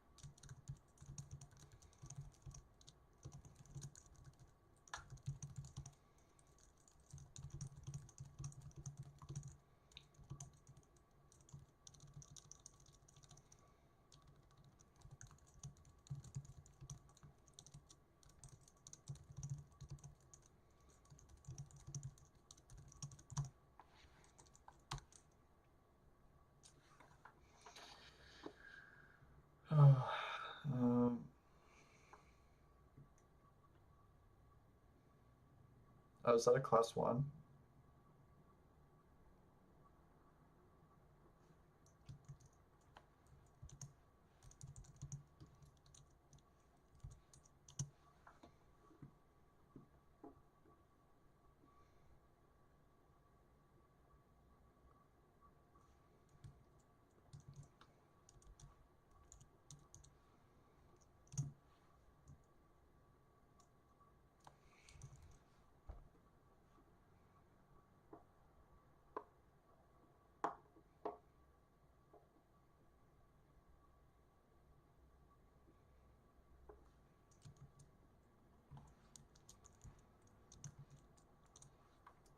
All right.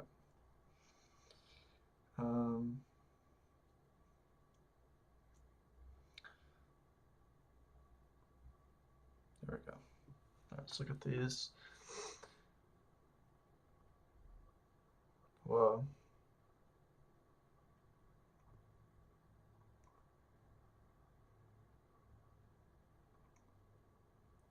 So we get the zinc binding over here.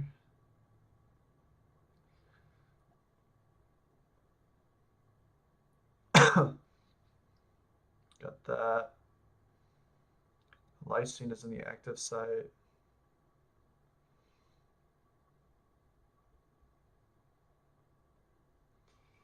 Get our cysteines there.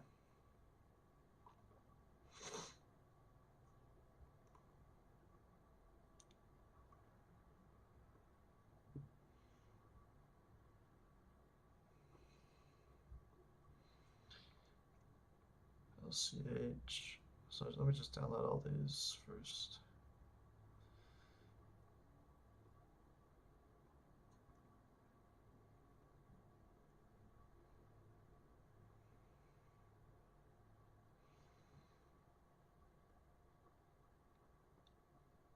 So this one's not even in the active site, looks like.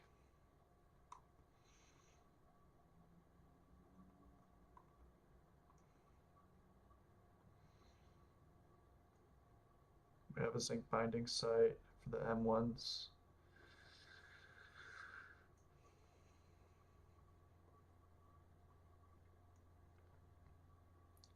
Which ones do we get? We need the THS.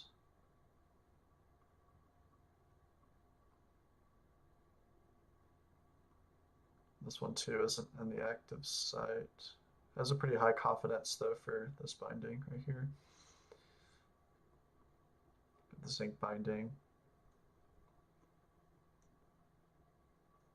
There's a threonine right there.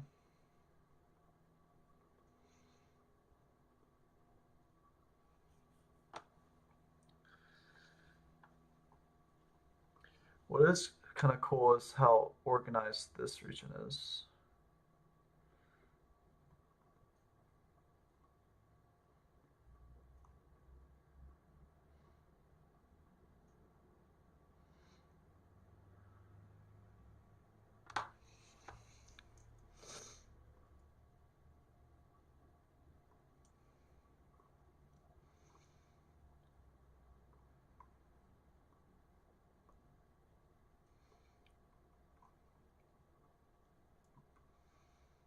All right, so basically we want to open up all of these.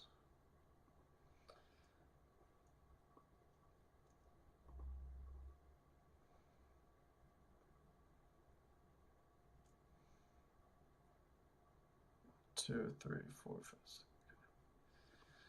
All right. Boom.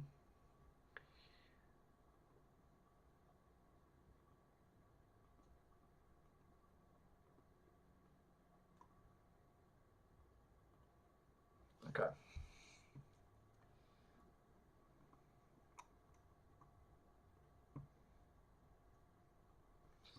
All right. So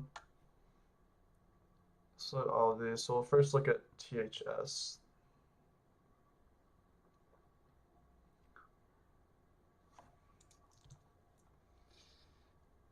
So they all predicted kind of the same thing there.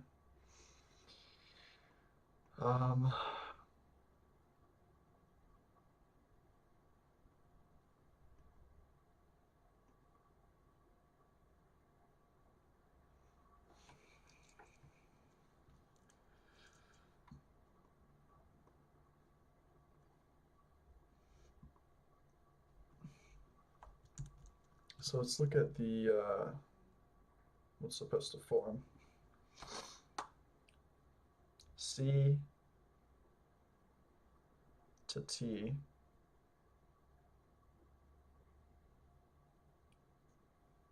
I think there's a better figure.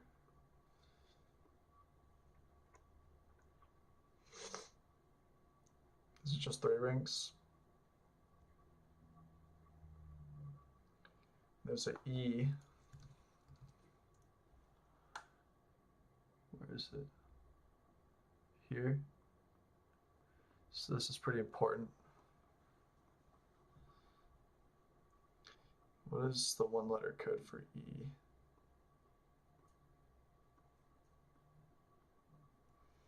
Glutamate.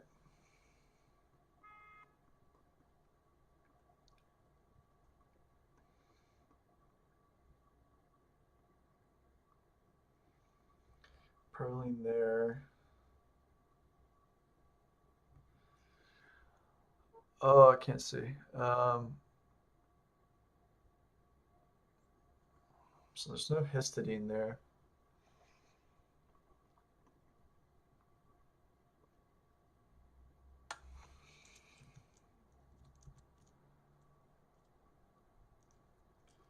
So SCRL. So is this the first ring?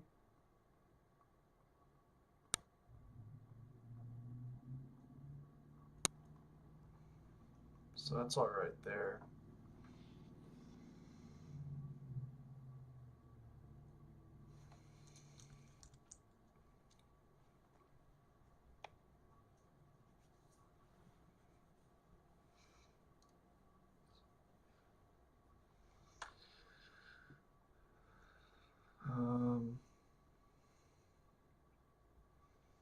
Looks like there's a lot of dehydrations before these rings are formed.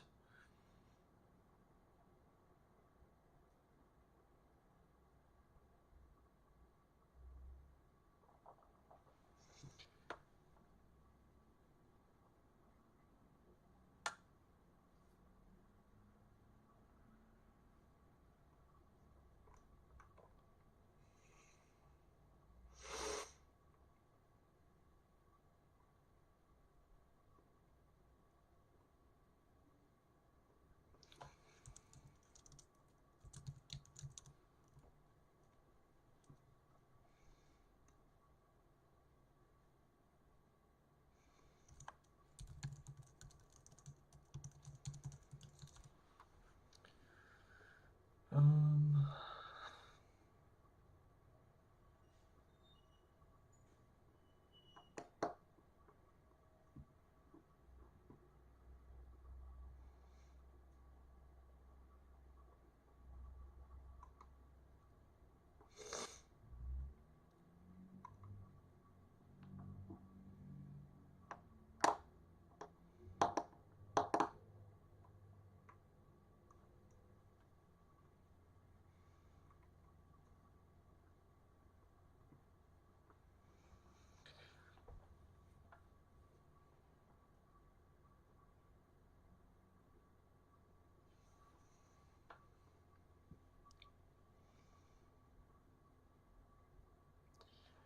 Halodorusine A. That might be the only one that's studied as in depth as the other ones.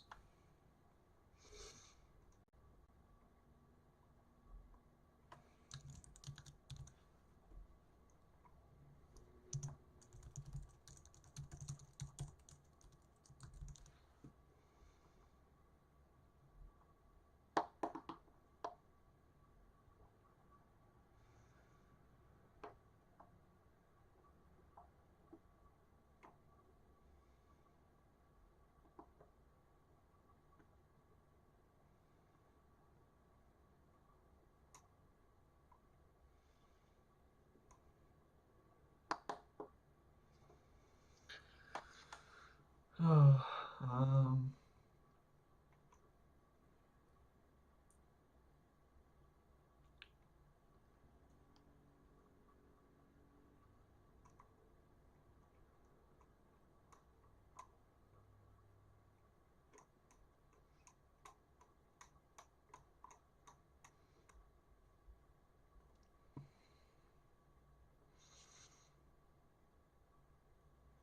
it's like a good paper. Hopefully ChatGPT will find it.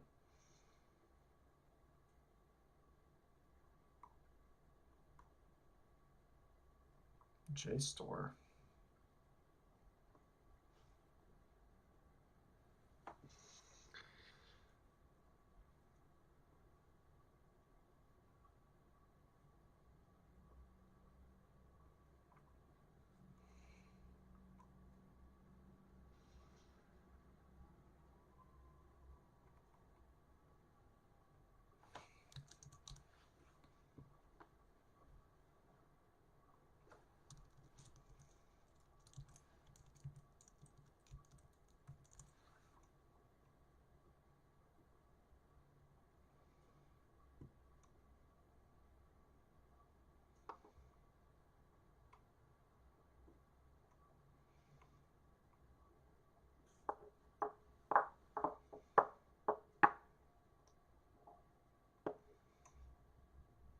not sure. Um, this is rod A.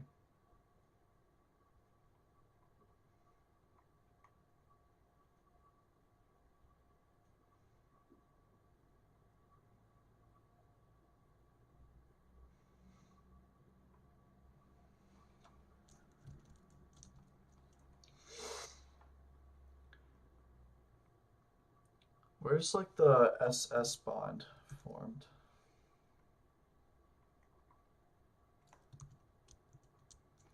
Let's look at some of the other ones before we go crazy.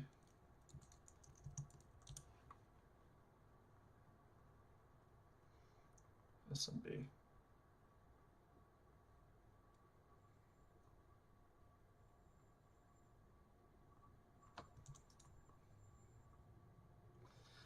So this one's not even in the dehydratase active site either.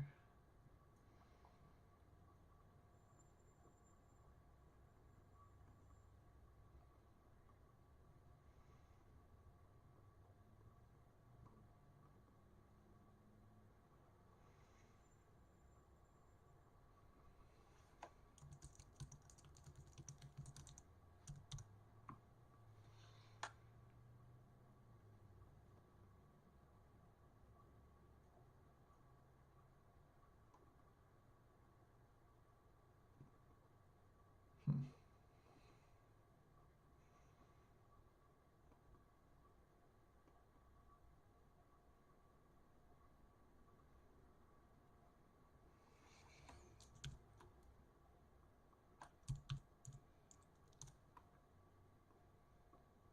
So I guess the main goal would be to find out what stage of cyclization this would be at.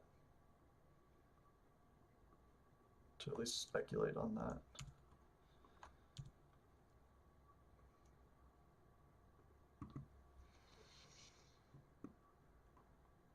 Okay, so it looks like one of these is in the dehydration stage.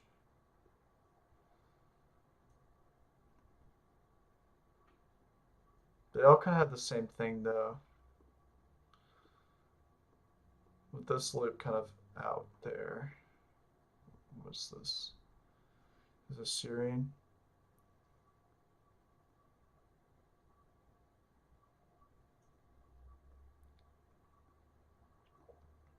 That's definitely being dehydrated right there. Aspartate. Is there threonine here? Yeah. And what is this? Arginine.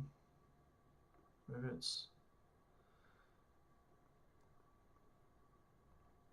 it's always an acidic residue right there.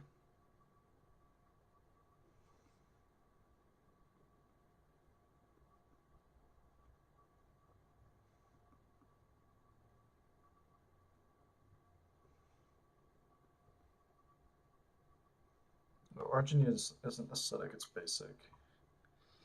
Wonder if all the other ones have an arginine right there.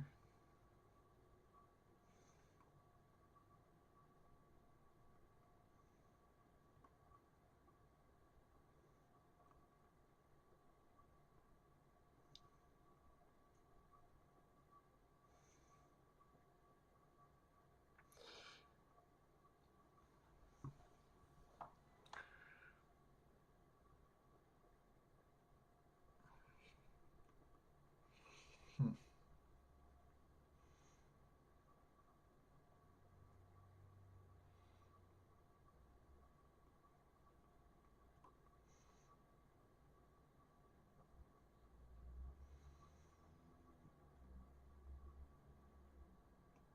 There's a tryptophan there.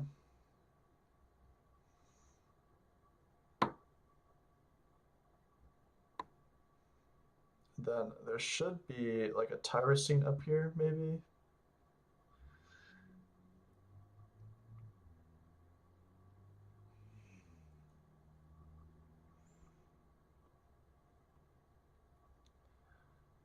There's a phenylalanine.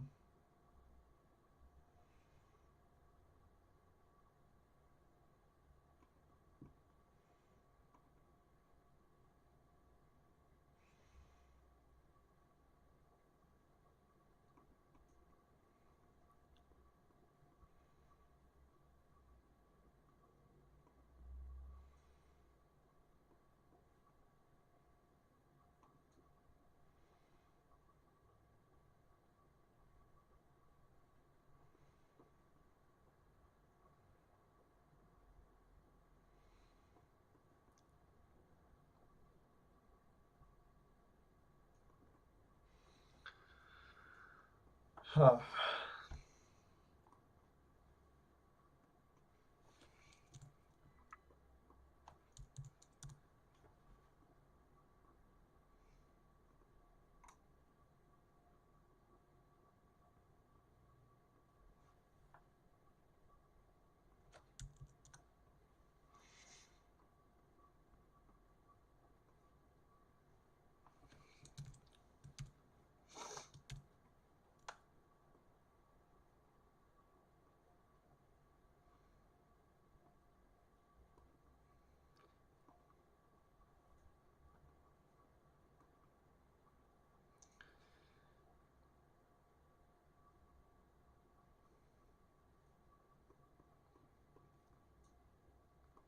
So this is interesting because this one's not actually coordinating to the zinc. Neither is that one.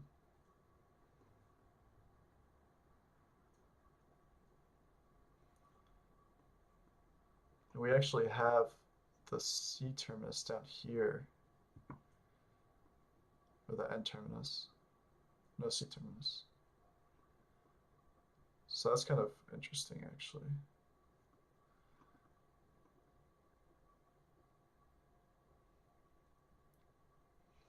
That actually makes sense too if like it happens sequentially, which it's kind of known to do that. So I'm assuming this is the core.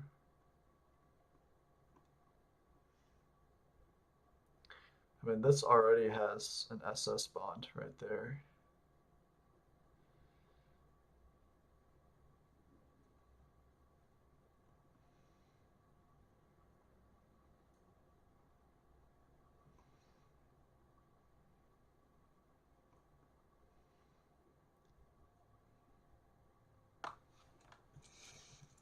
How does that happen though? Is that between, this is LCM.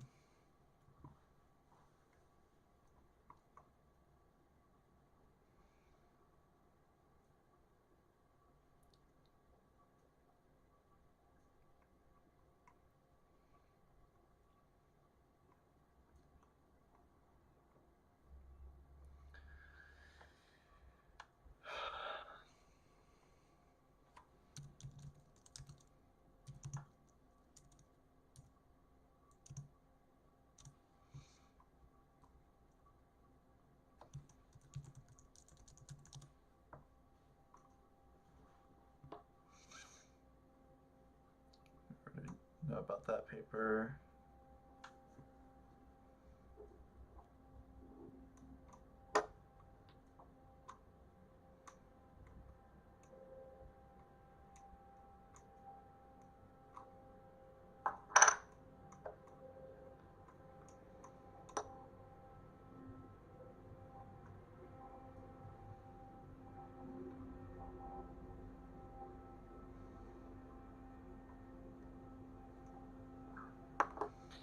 Yeah, so LM1, HALM1 forms this SS bond here.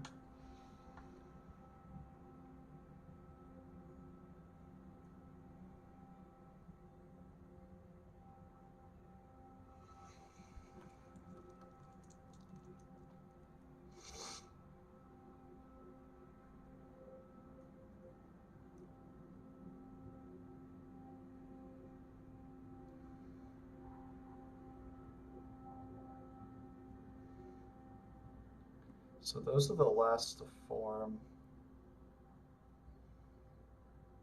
So what would it? Oh, so this actually doesn't make sense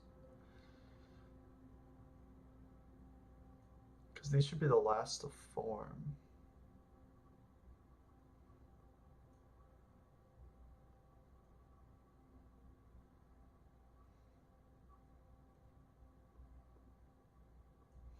All right, let's look at the other one.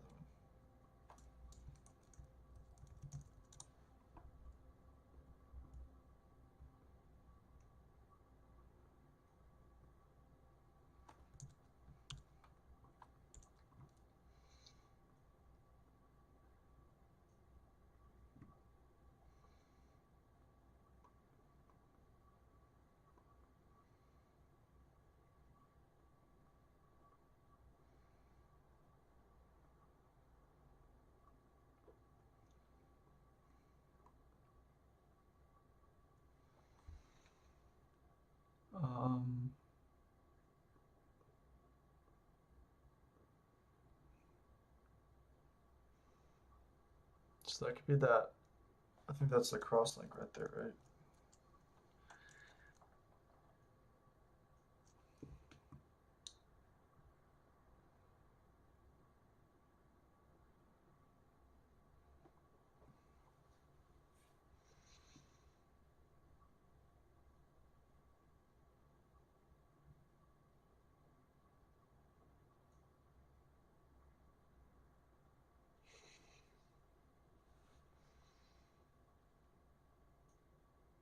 So it's the first two CAW here and there. So those are supposed to be cross-linked together. God, this is so hard. Thing is, you just don't know if AlphaFold is predicting anything worth looking at.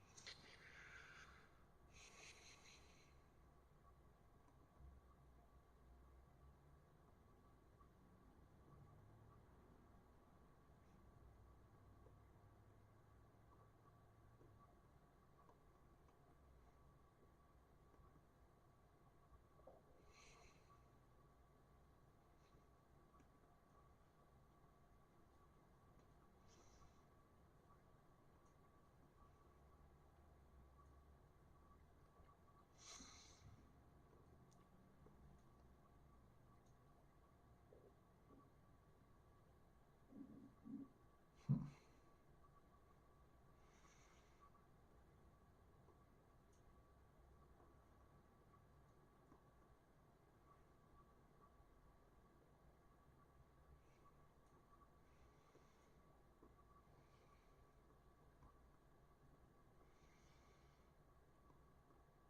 What's interesting about this one is it doesn't have this super long thing right here.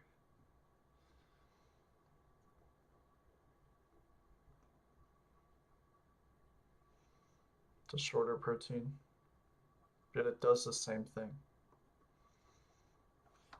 Or something close to it.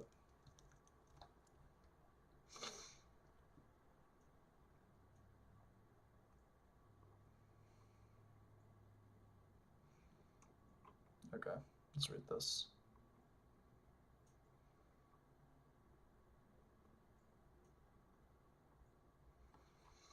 Two component left consists of two distinct A or B, like synergistically as an antimicrobial pair, produced by N-terminal class 2 single enzyme.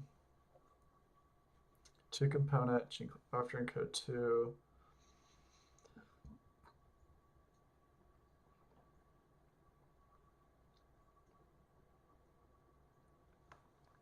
Alone have weak activity, but together they bind to their bacterial target and form pores, yielding potent synergistic bactericidal effects. Two alien use depends on how divergent.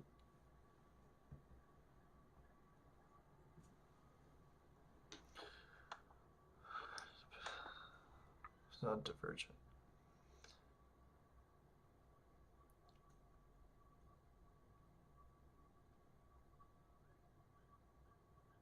Modify both. Oops.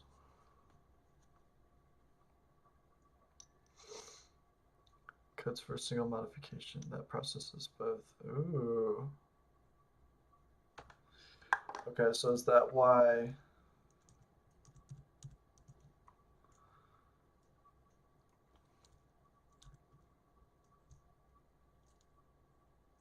LCHM1? So LCHM1 processes both.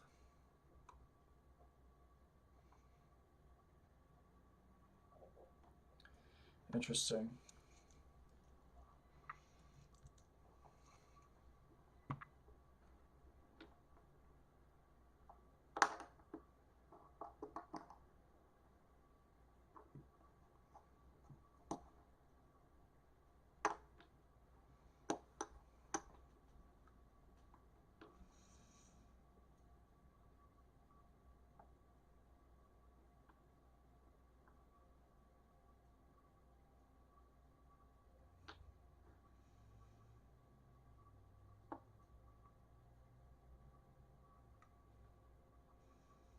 Let's look at this.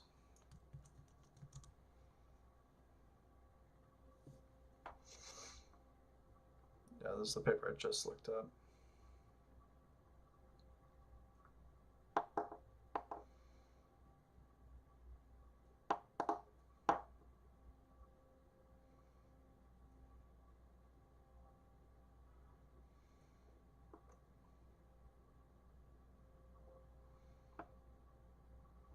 And I think they have NMR on LCHA1, don't they?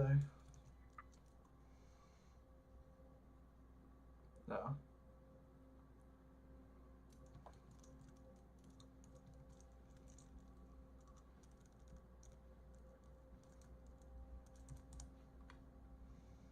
Oh, they do.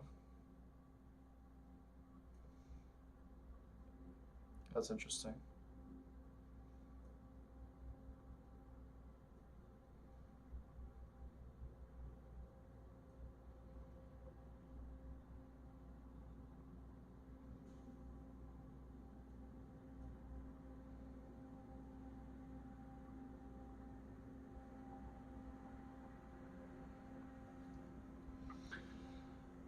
Okay. 2KT, what is that?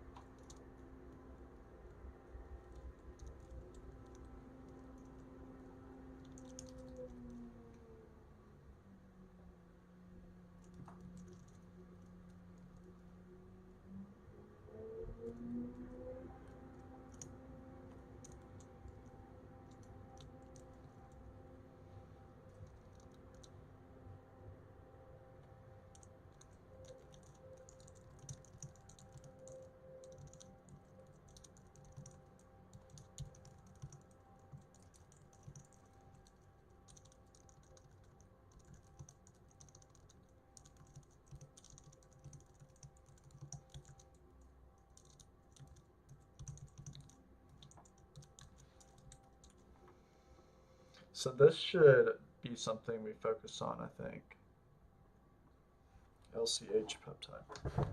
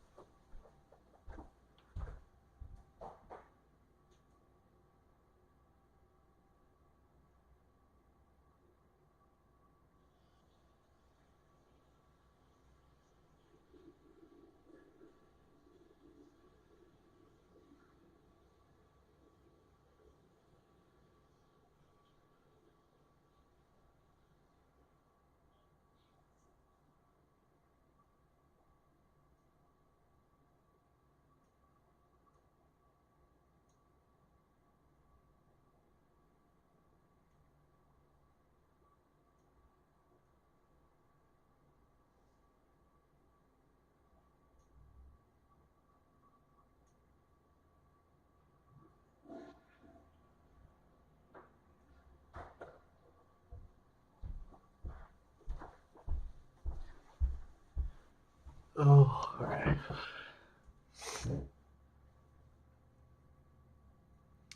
Can we show sticks?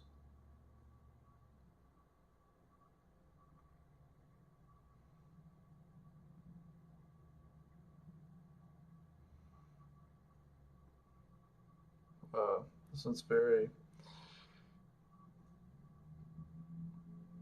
moves a lot.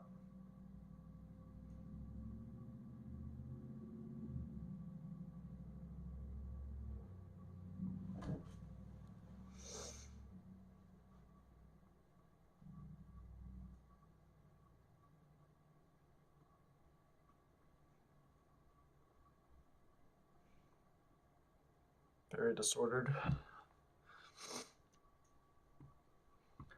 All right, so what do we have here?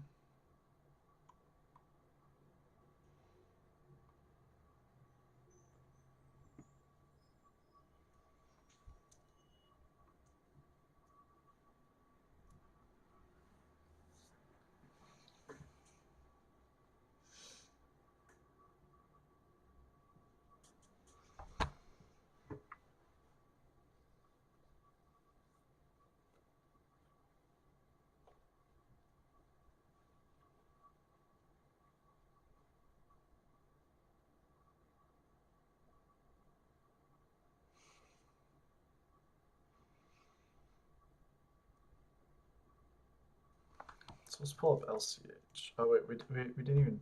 Oh yeah, we did.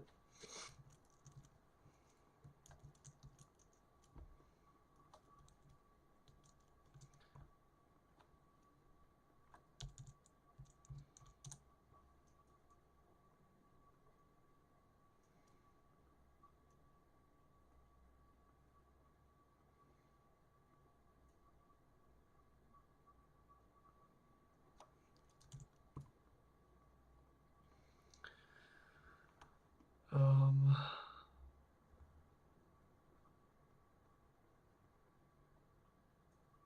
is this one with the N terminus? Yeah, this is the one with the C terminus inside.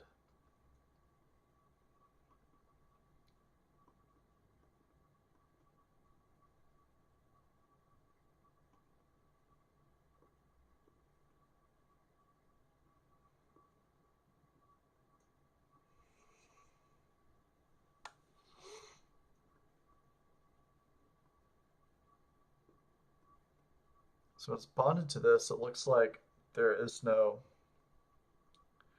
modifications done.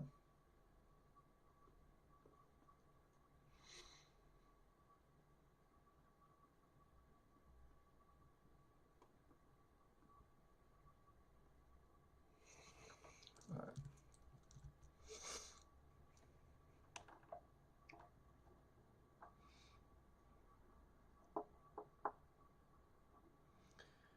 Um,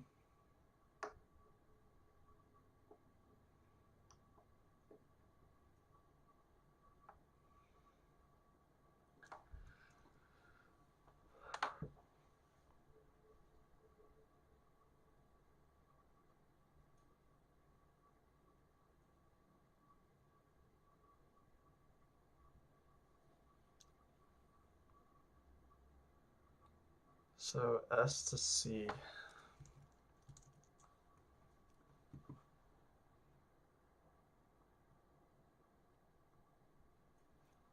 Is it that? GLC? Yeah. So let's look at these sticks.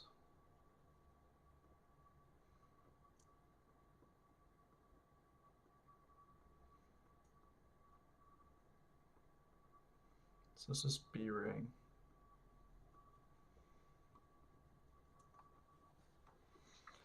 Looks like none of them are ever bonded to, at least this is never bonded to the zinc.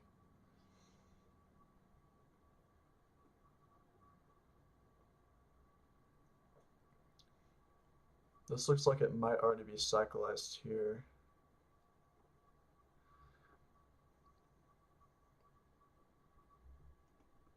Could cyclize maybe there. I already know this is wrong because of that.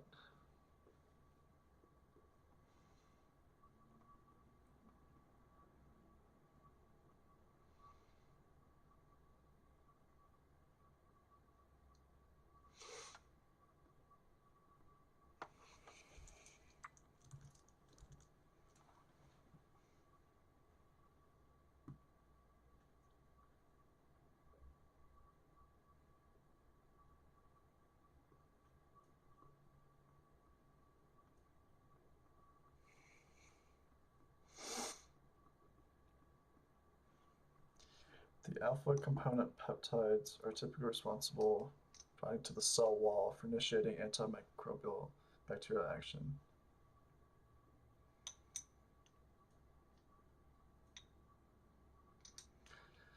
STNT,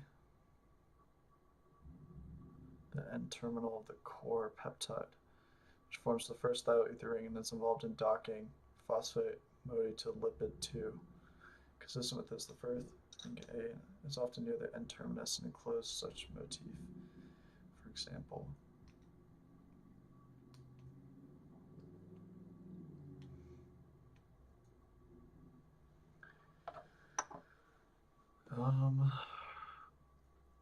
STNT.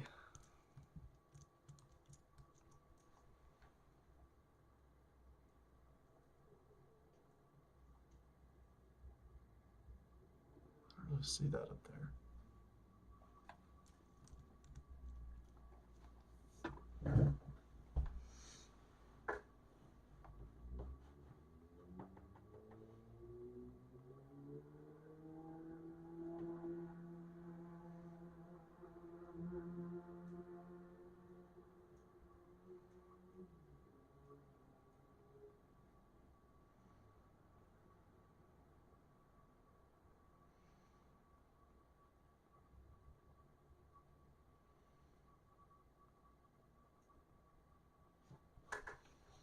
Four rings that partition the peptide into three structural domains.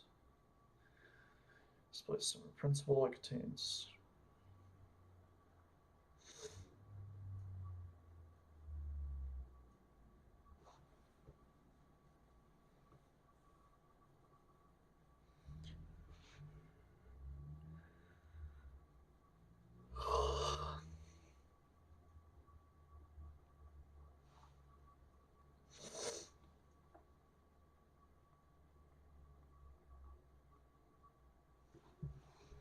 the beta component peptides are generally more hydrophobic, responsible for membrane insertion, helical conformation, their active site.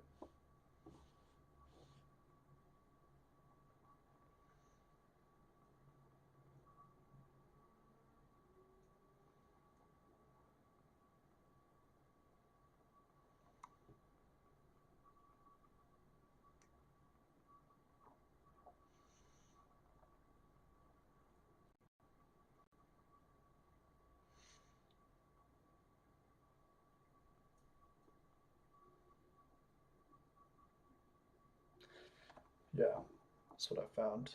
Whereas two, you got three or four rings, but lack the analog of small b ring. All cysteines usually pair. For example, wild type has four. No free cysteines remaining.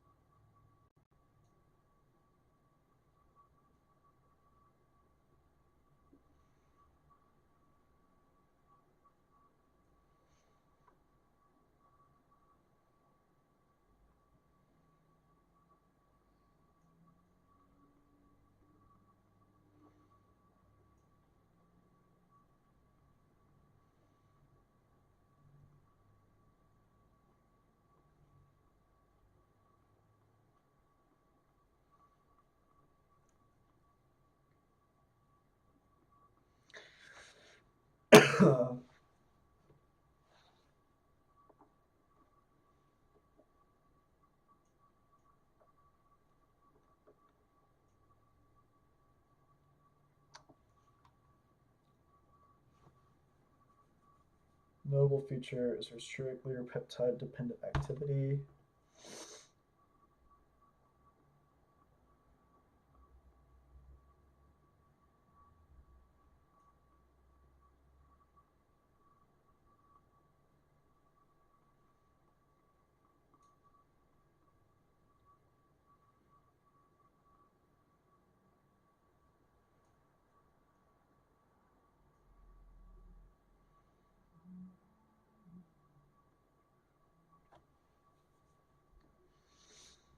Likely to release and reposition the substrate multiple times to install multiple rings.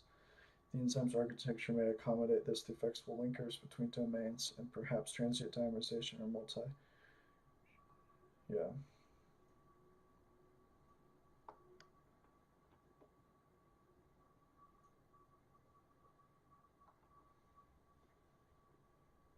Show the dimeric assembly and allosteric communication between subunits.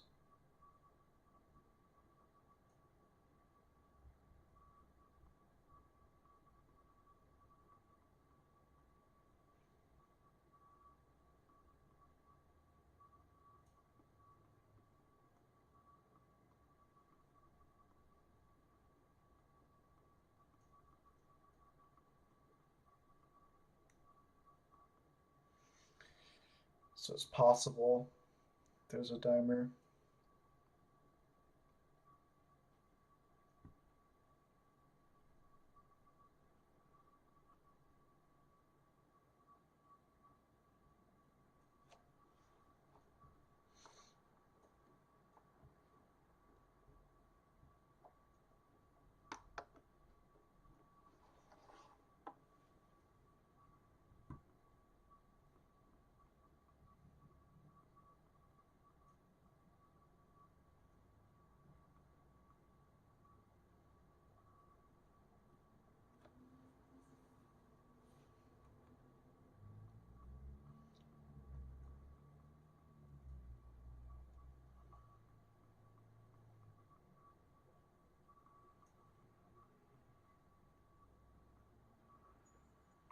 C ring being essential.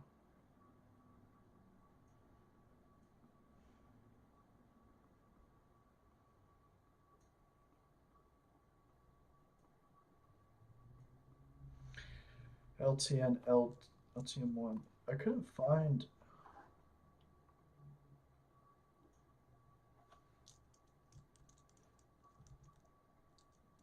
I couldn't find either of those.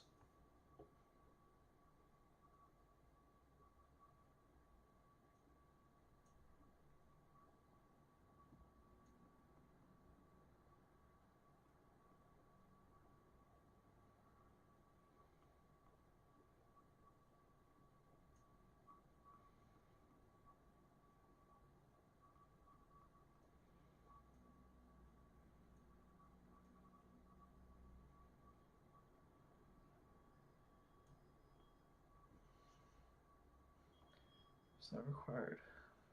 Okay.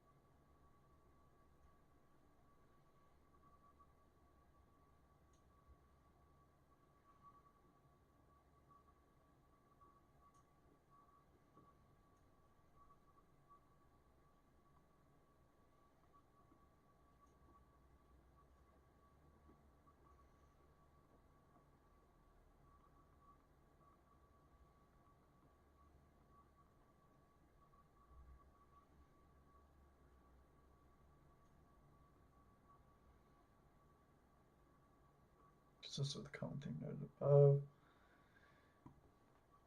Reason the codes dedicated for immunity that specific recognition. Yeah.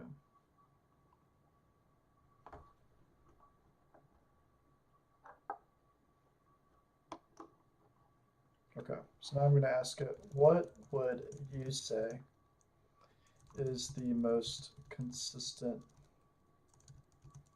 ring pattern formation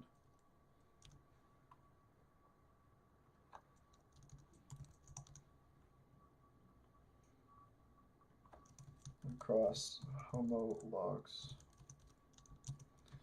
The M2 or the M1?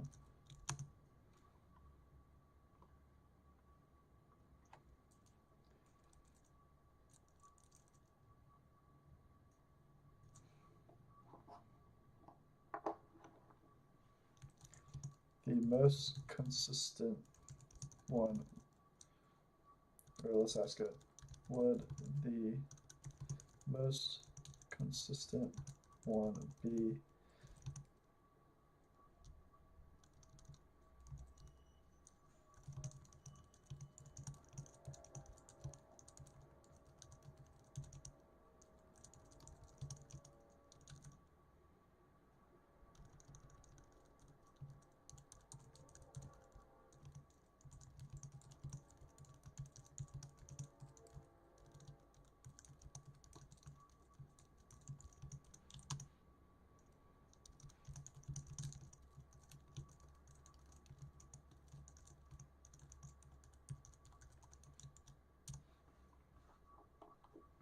let's see what this is.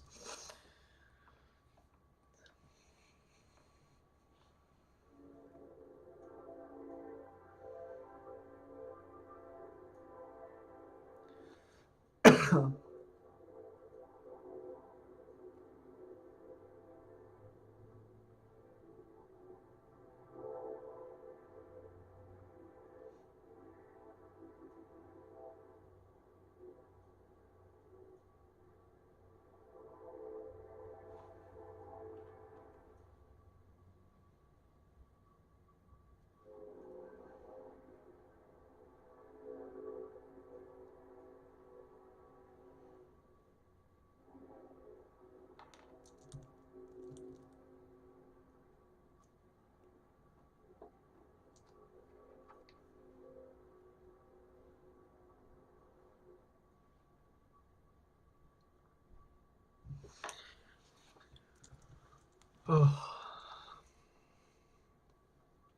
why's my computer slow?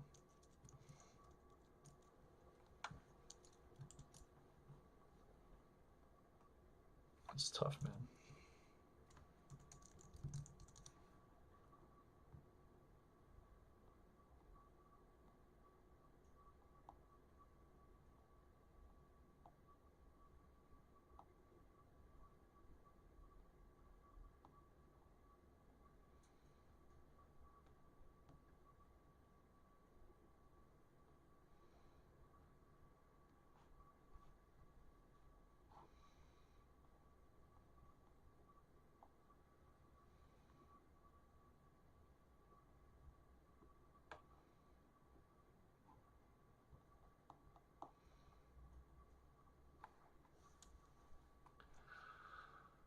Um,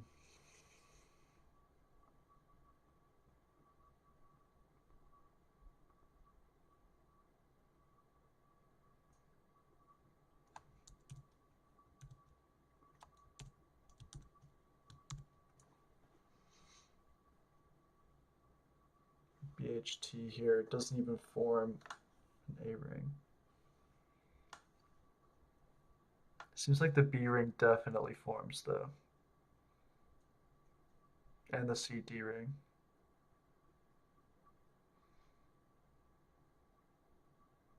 But for A2, it looks like the CD ring is the most consistent.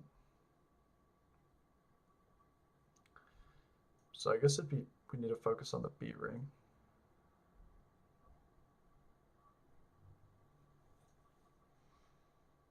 B ring formation in each of these. There's a glycine, conserved glycine right there, and an N.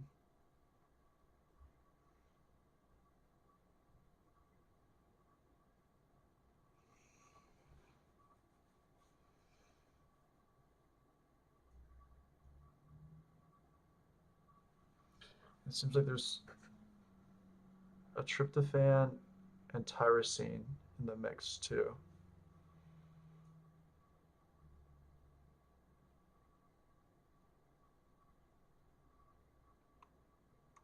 But it looks like all of those form a B ring. Same goes here.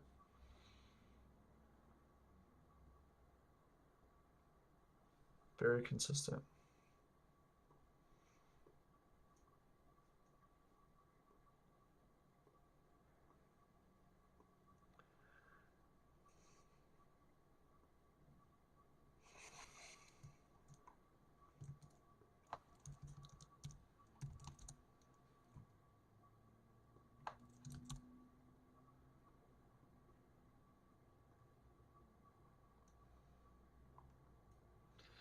So where's this B ring of here?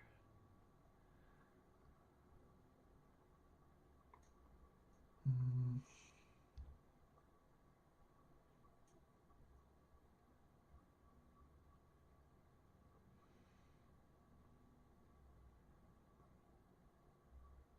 This looks like CD.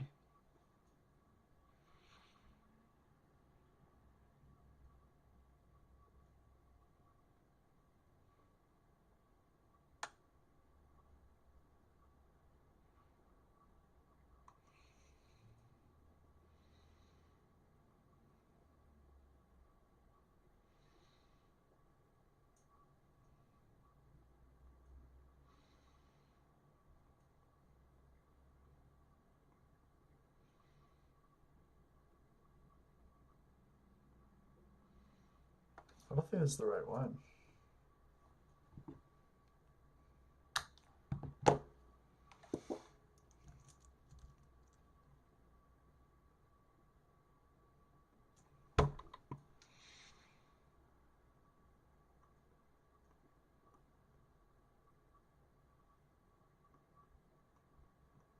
AlphaFold was pretty confident on this.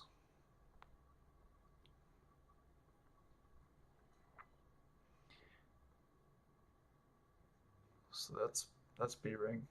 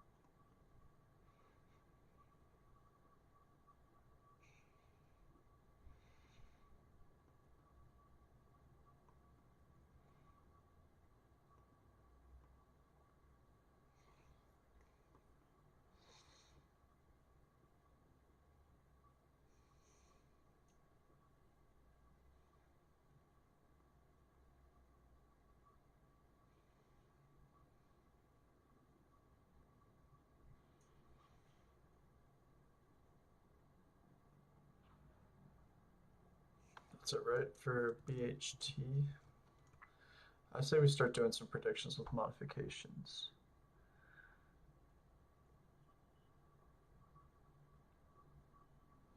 SIVL. Yeah, let's do BHT with a phosphoserine.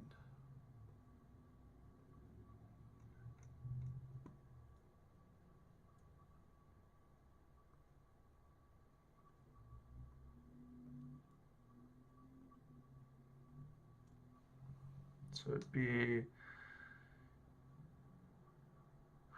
um,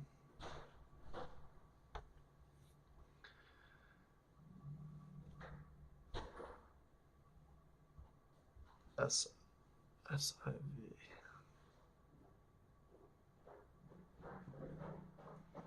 So this one.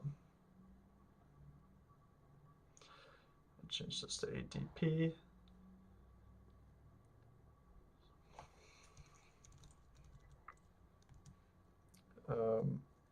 This EP 40.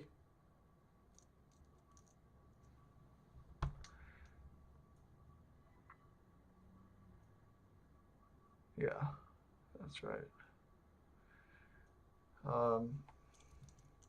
So now I'm going to modify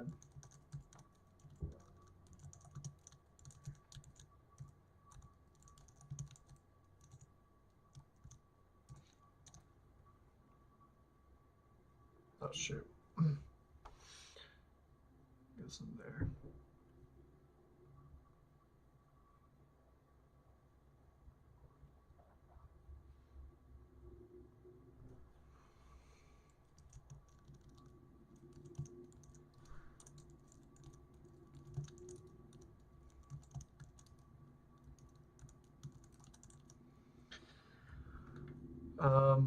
And so should we make other directories for this?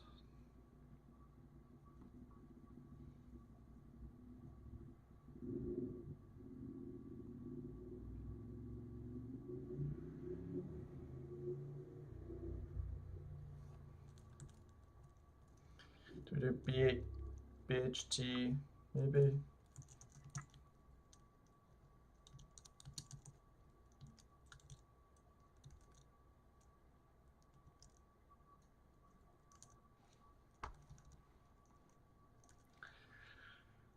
BHT. We'll call it ring B.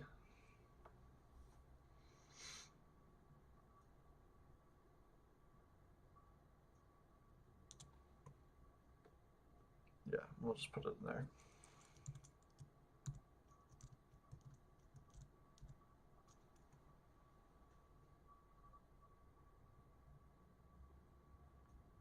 No, no.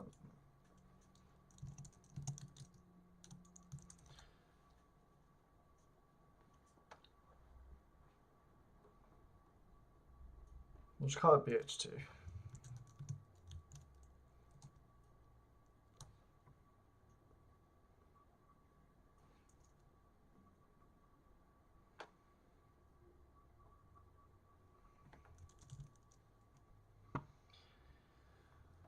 Okay, so we're looking at basically we're phosphorylating this. So this will bias it to become close in the active site.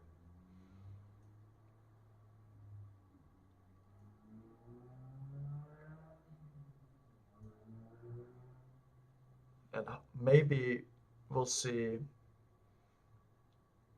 a cysteine coordinating.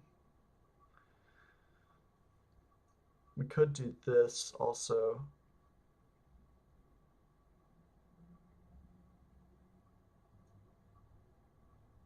Could be another one.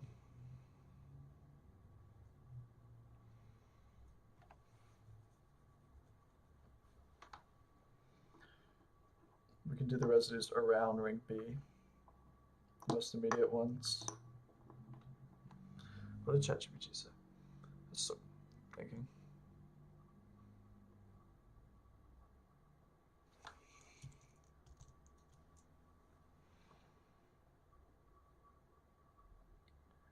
I mean, this looks like ring B can form here.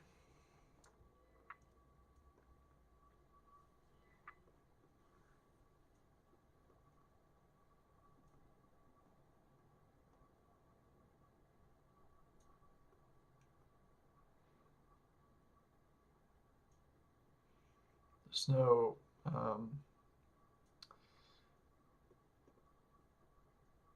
it's really is no. There should be like an acid or something, or yeah, an acid around there.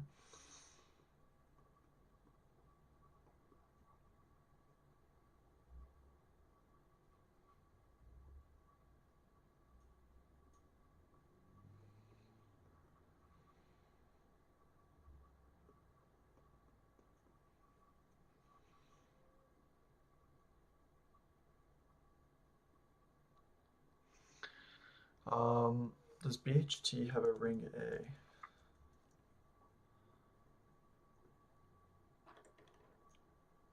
No. There are some dehydrations that do happen. Or maybe they're just highlighting.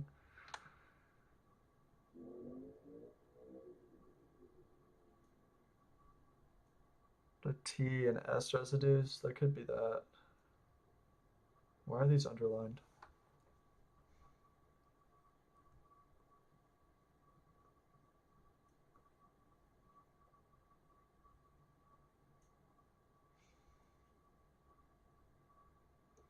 I think the idea here is that with these dehydrations, they position the rest of the protein for something. Like these are like checkpoints.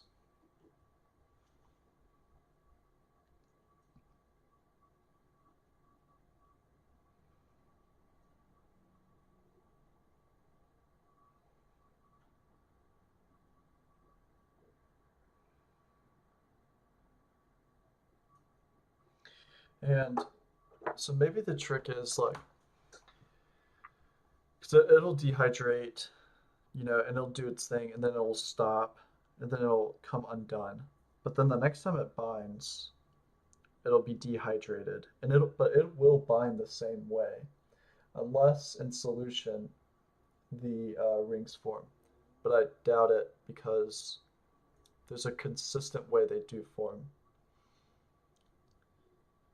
So when it comes undone, it'll bind again the same way, except now a ring will form.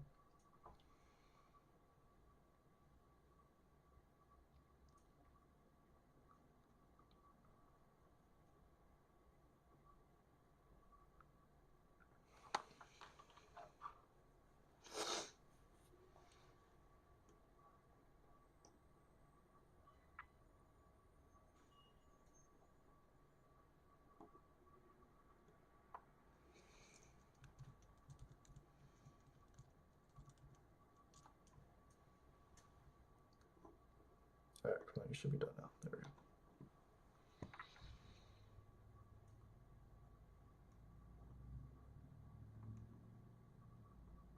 Okay, didn't really do much to bias it into the active site.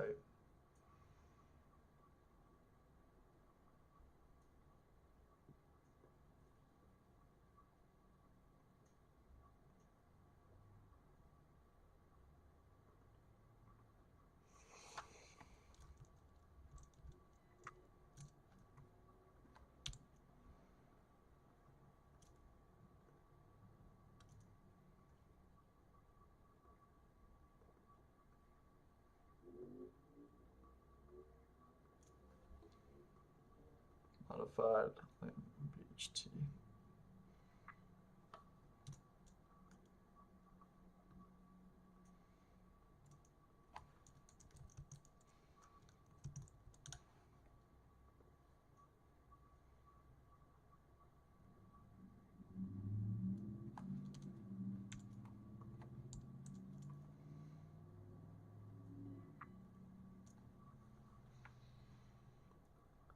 Okay, there's one scenario.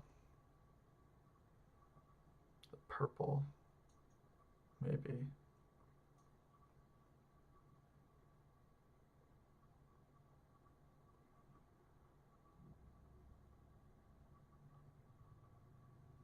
Yeah.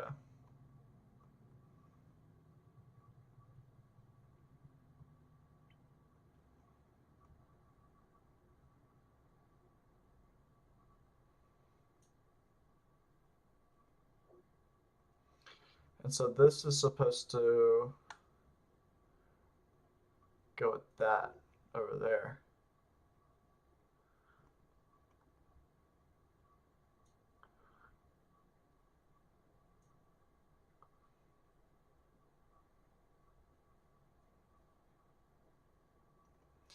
So I think this could be an interesting simulation right here.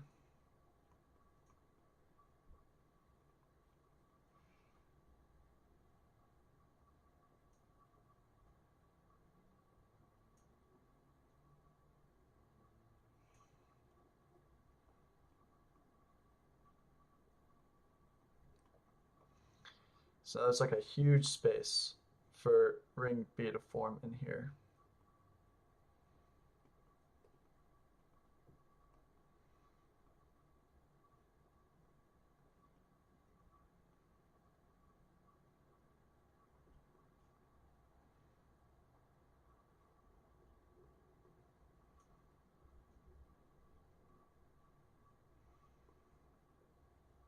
Now SCP is over there.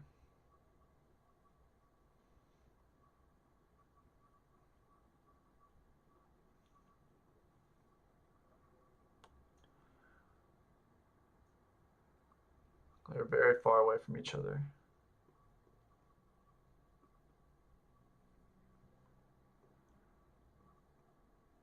Except maybe here.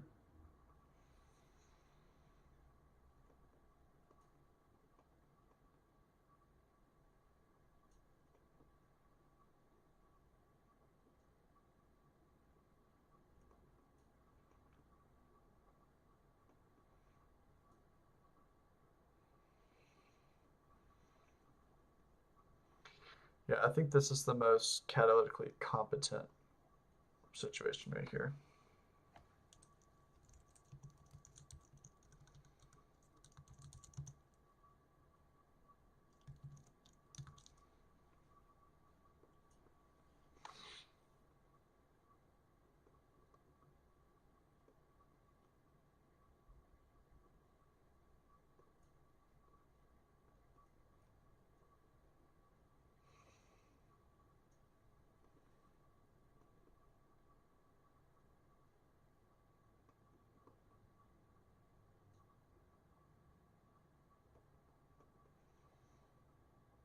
So let's do another one.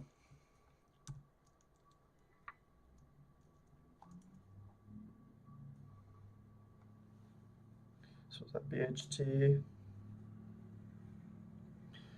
I think we'll do LCH.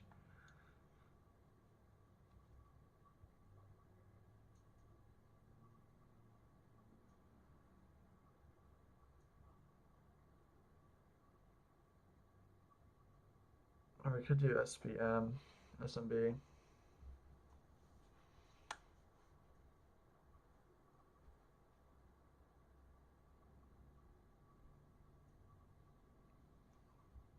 Ring B is known to form for HAL A2 first.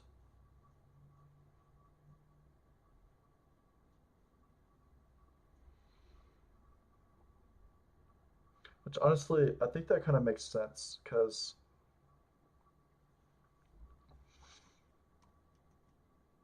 why would that make sense? You dehydrate sequentially.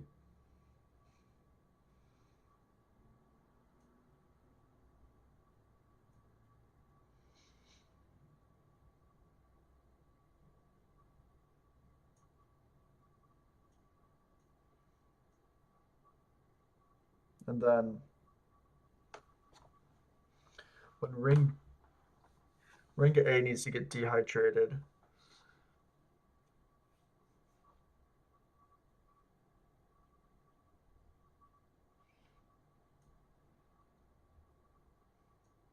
I can see ring B,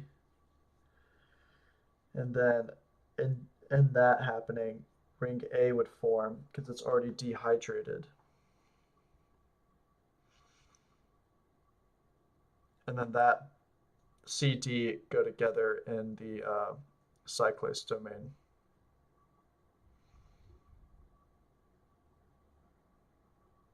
And then so that region crunches up. And when it binds to the protein, it can dehydrate.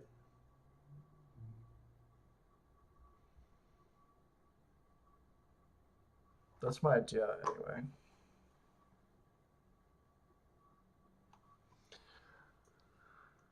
All right, what did ChatGPT say?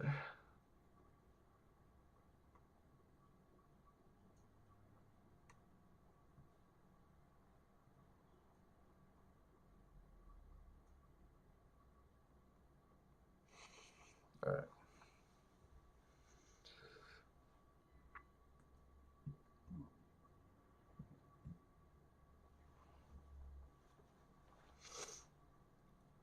Many LAN A peptides have very similar sequence identity and very similar post-translational modification patterns. Contain 3 thioether rings, usually one central, the middle region, and 2 overlapping rings near the C terminus.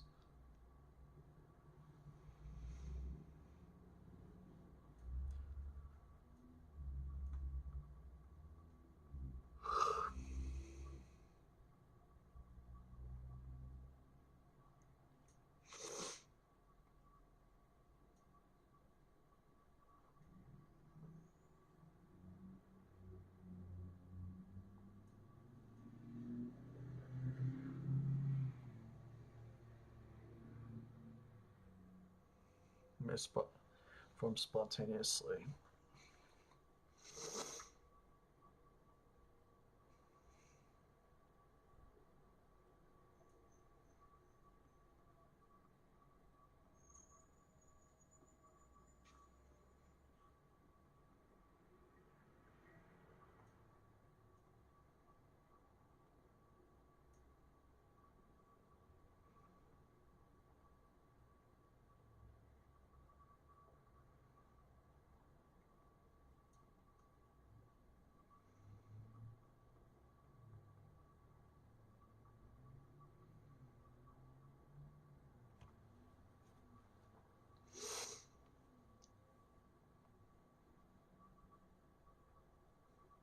All have very similar cis pro 3 lysine cis segment in the core, at least one small ring.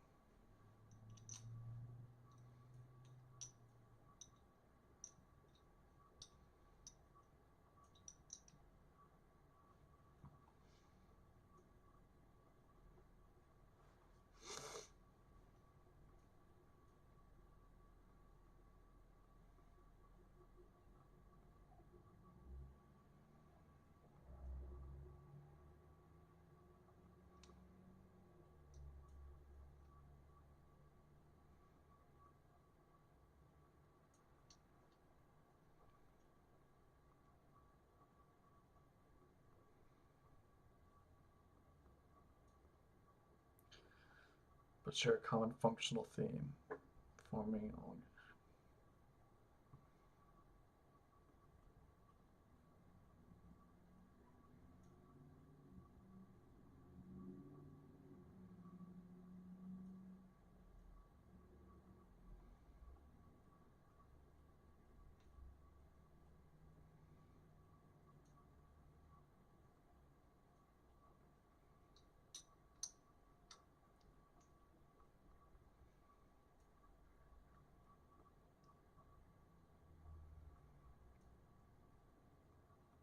It's not required.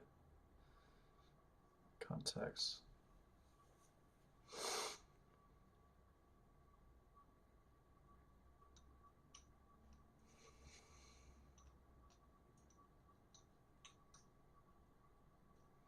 Yeah, I actually did observe that the leader participates in the cyclization of rank B, actually.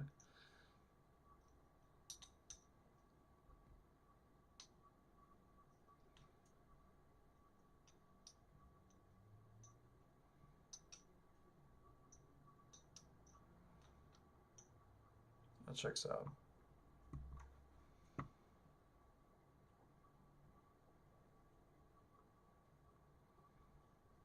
Tend to cluster together.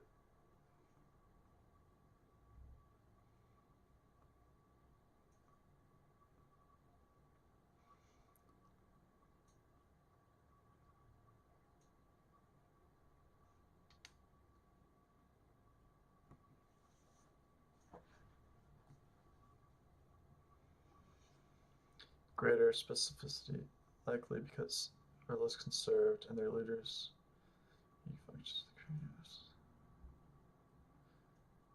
To its dedicated peptide precursor. Diverge considerably.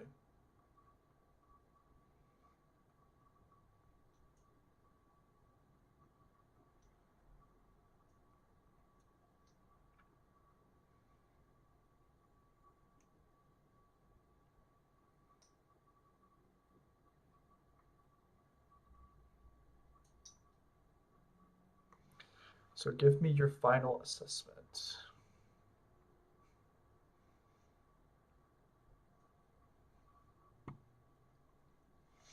Despite these differences, all NM enzymes operate in this.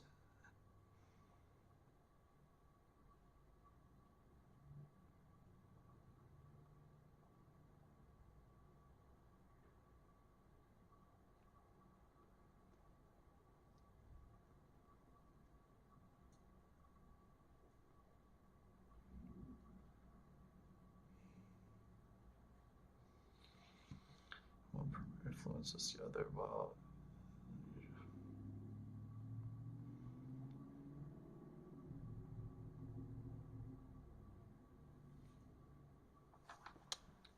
Suggests potential flexibility could modulate, at least in most treat the instances functional monomers, but assemble into a dimeric complex. This might be a feature.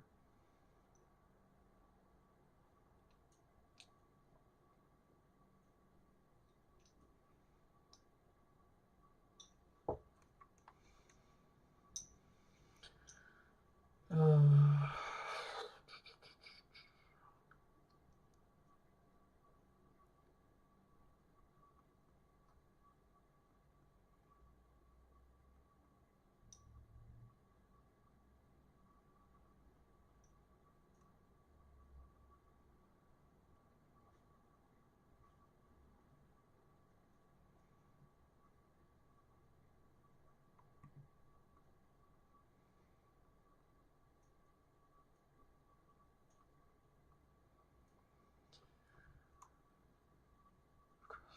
we observe.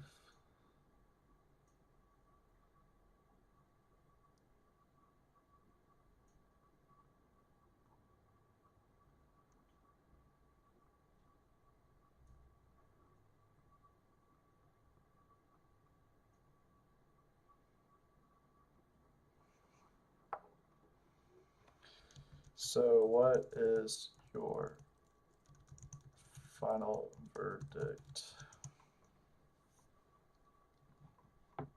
think it's definitely halide one.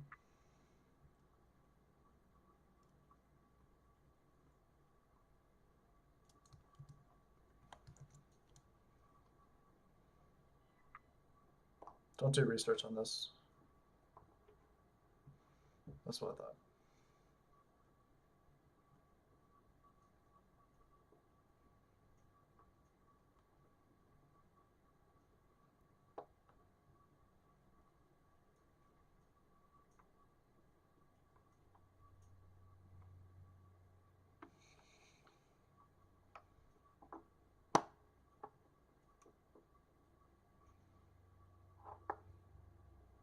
More predictable and aligned across homologs.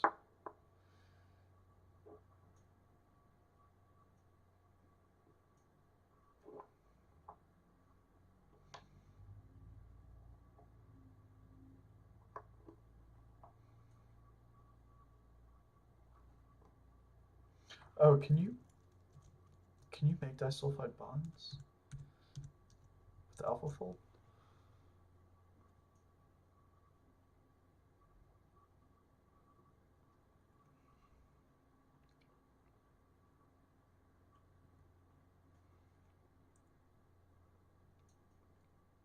So that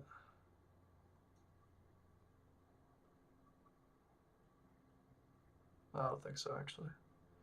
I know you could simulate that pretty easily though.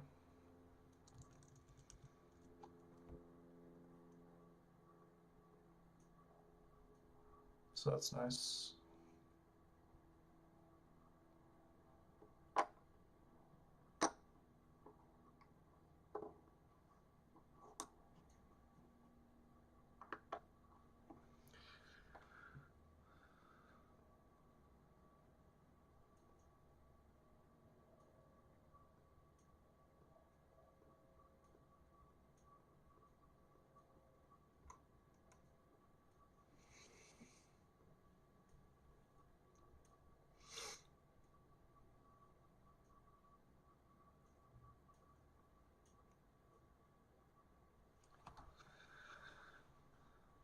Start with M1 and their alpha peptides. They're conserved substrate make them ideal for cross-system analysis and predictive modeling. Yeah, I agree. I agree.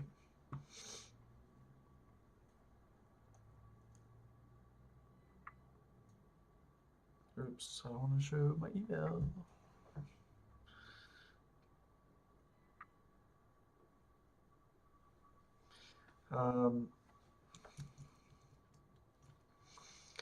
All right, so maybe we start a simulation from here.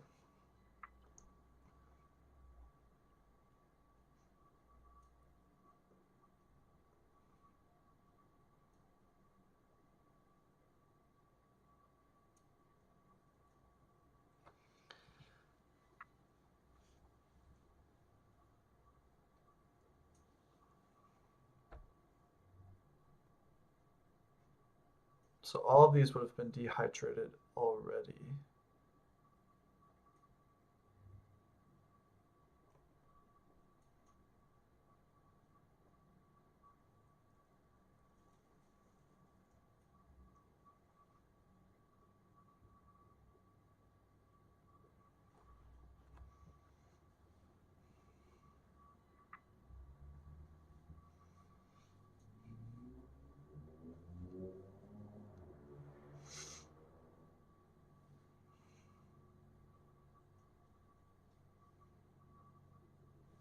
I want to look at the simulation. And I'm probably going to stop. Is it running?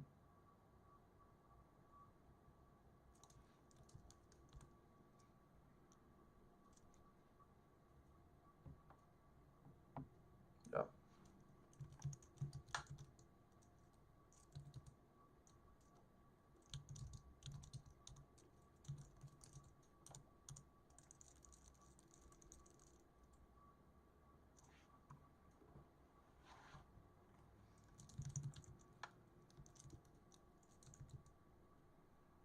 Ugh.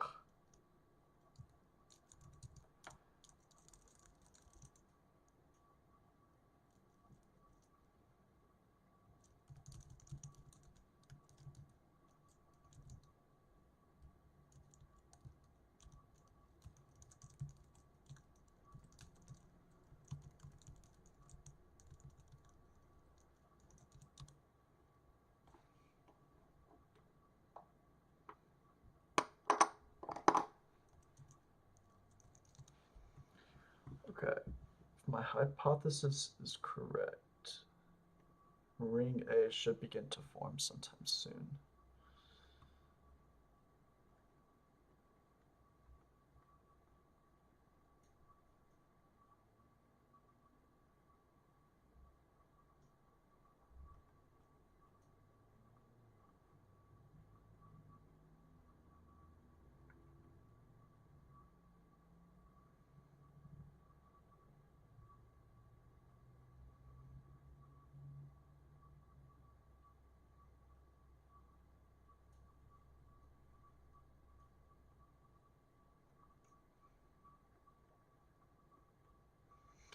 There's definitely something interesting happening here.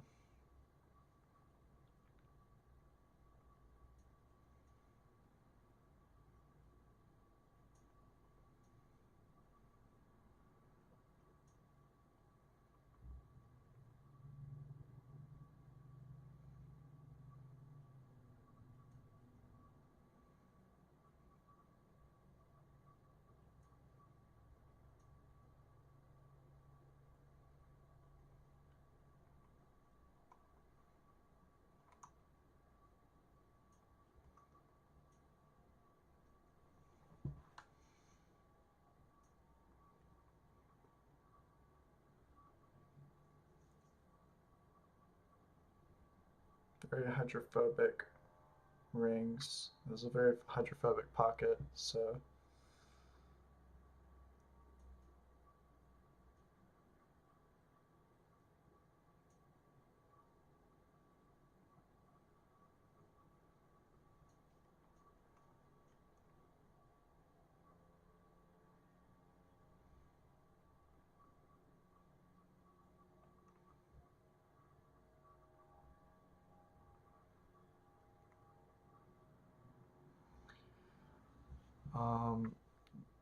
the tryptophan's being dragged out a little bit by that.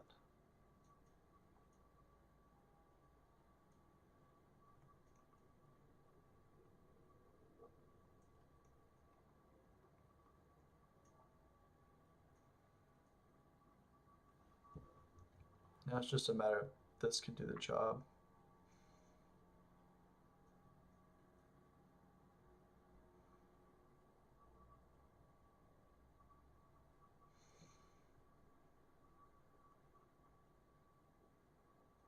So maybe this flips on the inside.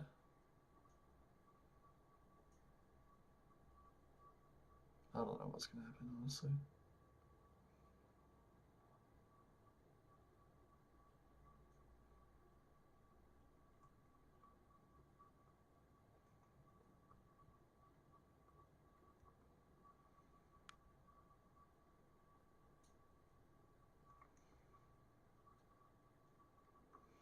We shall see.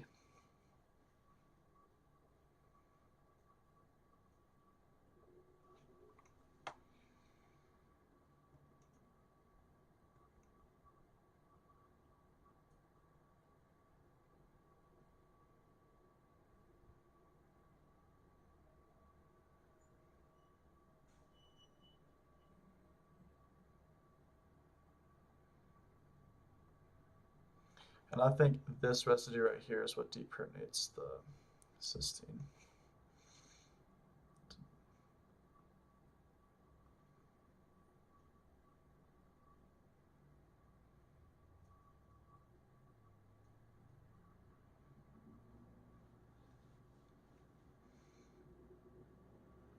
But it's an acid.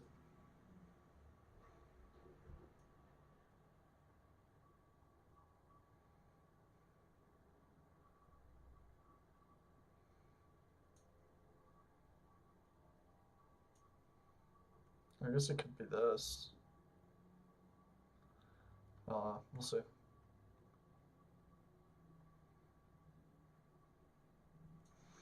Alright. I'm gonna go eat something.